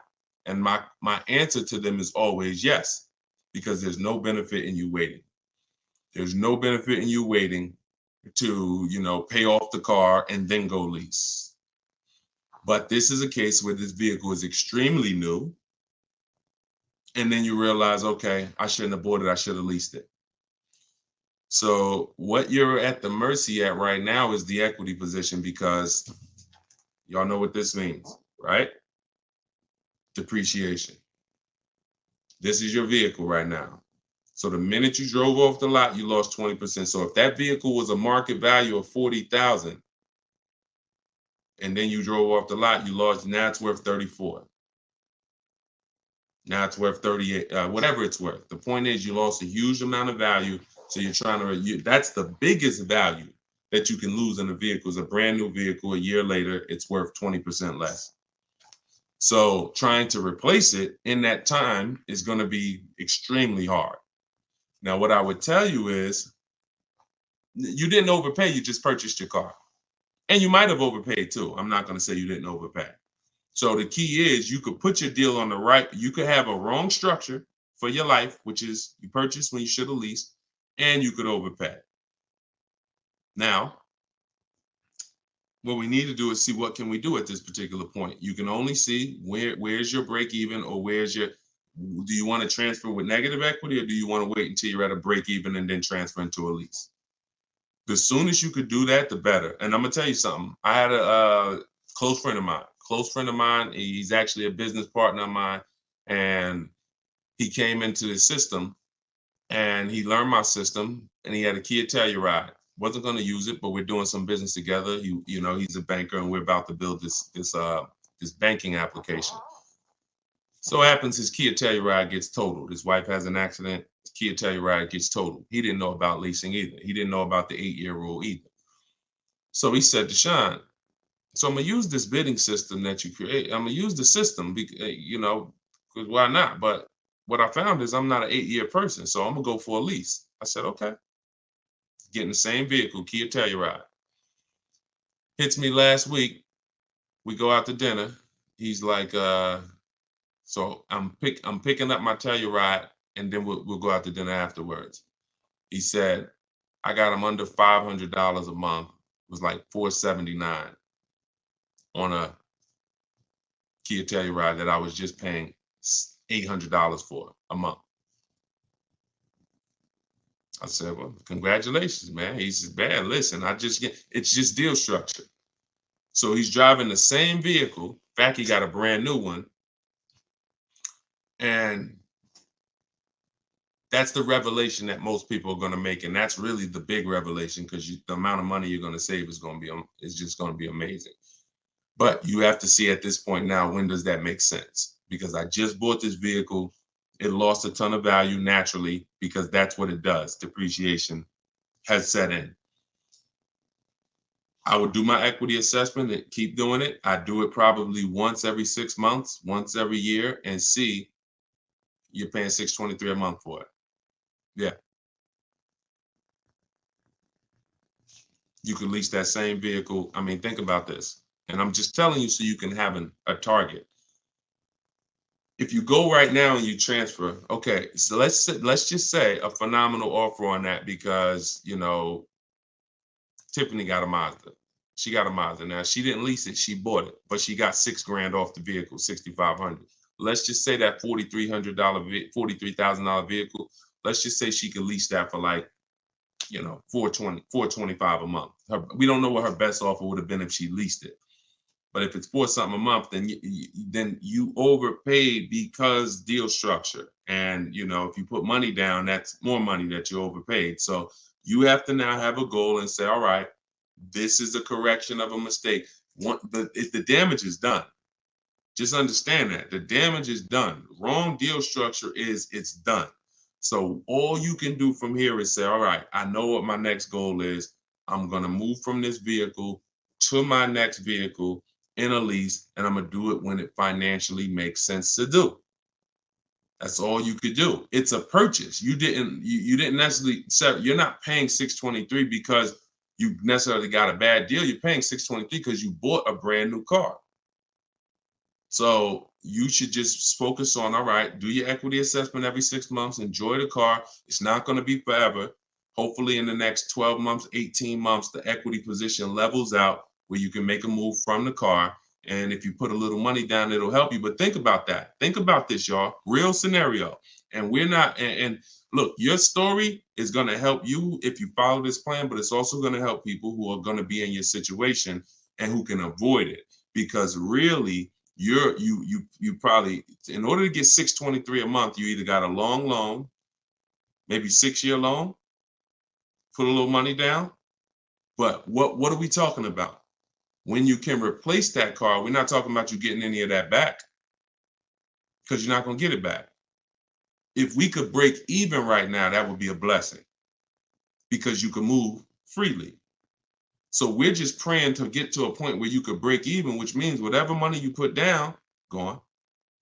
Whatever the $600 something you're escaping to go into the lower lease payment, gone. So this is why I'm telling you guys, if you're not keeping your cars 8 years, you should only be shopping for great lease deals. It's impossible to get a great deal if you purchase a car, but you should have leased. Impossible. And I will tell this for everyone who's willing to listen, not be emotional, not listen to what Dave Ramsey's been telling them for years, because these are the facts. These are numbers. And I put this advice up against anyone in the world. Numbers are numbers. I love numbers. So here's what you do, LaKenya. Don't beat yourself up. Enjoy your new car. You could afford it, but you just know, future-wise, I'm going to be getting great lease deals, and I'm going to take the strategizing in it and the shopping for cars and understanding financial literacy with cars extremely serious because I'm never going to repeat this again. Let it be an anchor to you to never go out here winging the process again, because this is your money. So the info is available. Run your equity assessment. When it makes sense to transfer it over, shop for your next car, get bids so that you can save all the money you need to save and then go into a lease. That's all we could do. That's all we could do. I will shout from the hills, y'all. People say you only talk about leasing. They don't listen. 8-year plus people, no. We should be buying. If that's the most important question, how many years are we keeping the car? 8 years? We're going to buy it because we're going to outlive the depreciation. We know depreciation looks like this. It's the unseen expense. These are the first couple years, and then it levels out like this to where my car is not losing value. Okay, good. No money down, 72 months. Good. All right. There you go. Then just do what I said. At least you didn't lose any money. It's just the overpayment is going to be for the purchase. You probably got a good price on the car. Just make sure that you run the equity assessment. You'll be fine. You'll be fine. And in the long run, you'll be fine. You're fine now. You could afford it. You just want to go into another car. Like I said, my man just did the same thing. My partner just did. He didn't know. See, if you didn't know, then it's just in the back of your mind. But he knows now. I was driving the Kia Telluride paying almost $800 a month. Now I'm in the same Kia Telluride paying under 500. Under 500. My payment is $479 or whatever it was. Same exact car. There's people pulling up next to him in the same car, but because they were told purchase your cars, don't lease, they're paying $300-400 more per month than he is. Just so they can say, oh, we purchased. Meanwhile, they're going to trade it in 3, 4, 5 years and do it all over again. Now, if they were keeping that Telluride, if they said we purchased this and we're going to drive this till the wheels fall off, we're going to have this in our household 10 years. One day we come out, it has 200,000 miles on it. It doesn't start. It's 12 years old. That's when we get rid of it. Then that's when you purchase. 8 years, 10 years, 12 years, you outlive the depreciation. You dodge this bullet. You don't replace your cars when it's dropping in value like this. And that's how you win, long-term ownership. If you're not going for long-term ownership, then you should be shopping for great lease deals. That's the plan. That's the structure. Everything I taught from the stream on this stream is in my new book. It's called Cars from Home, 7 Steps to Saving Time, Money, and Avoiding Dealerships. It's not just the science of deal structure and proper deal structure. It's the science of car shopping from home and making dealers and banks bid for your business instead of negotiating. So all of you if you don't like negotiating, if you don't like not understanding car deals, you will love this because it's going to work and empower you. You become the prize.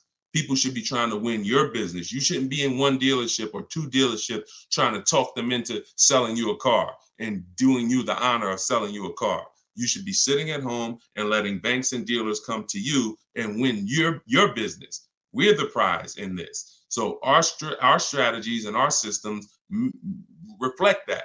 We are the prize. And the 20% of dealers and the 20% of banks that do the best deals, they don't mind competing.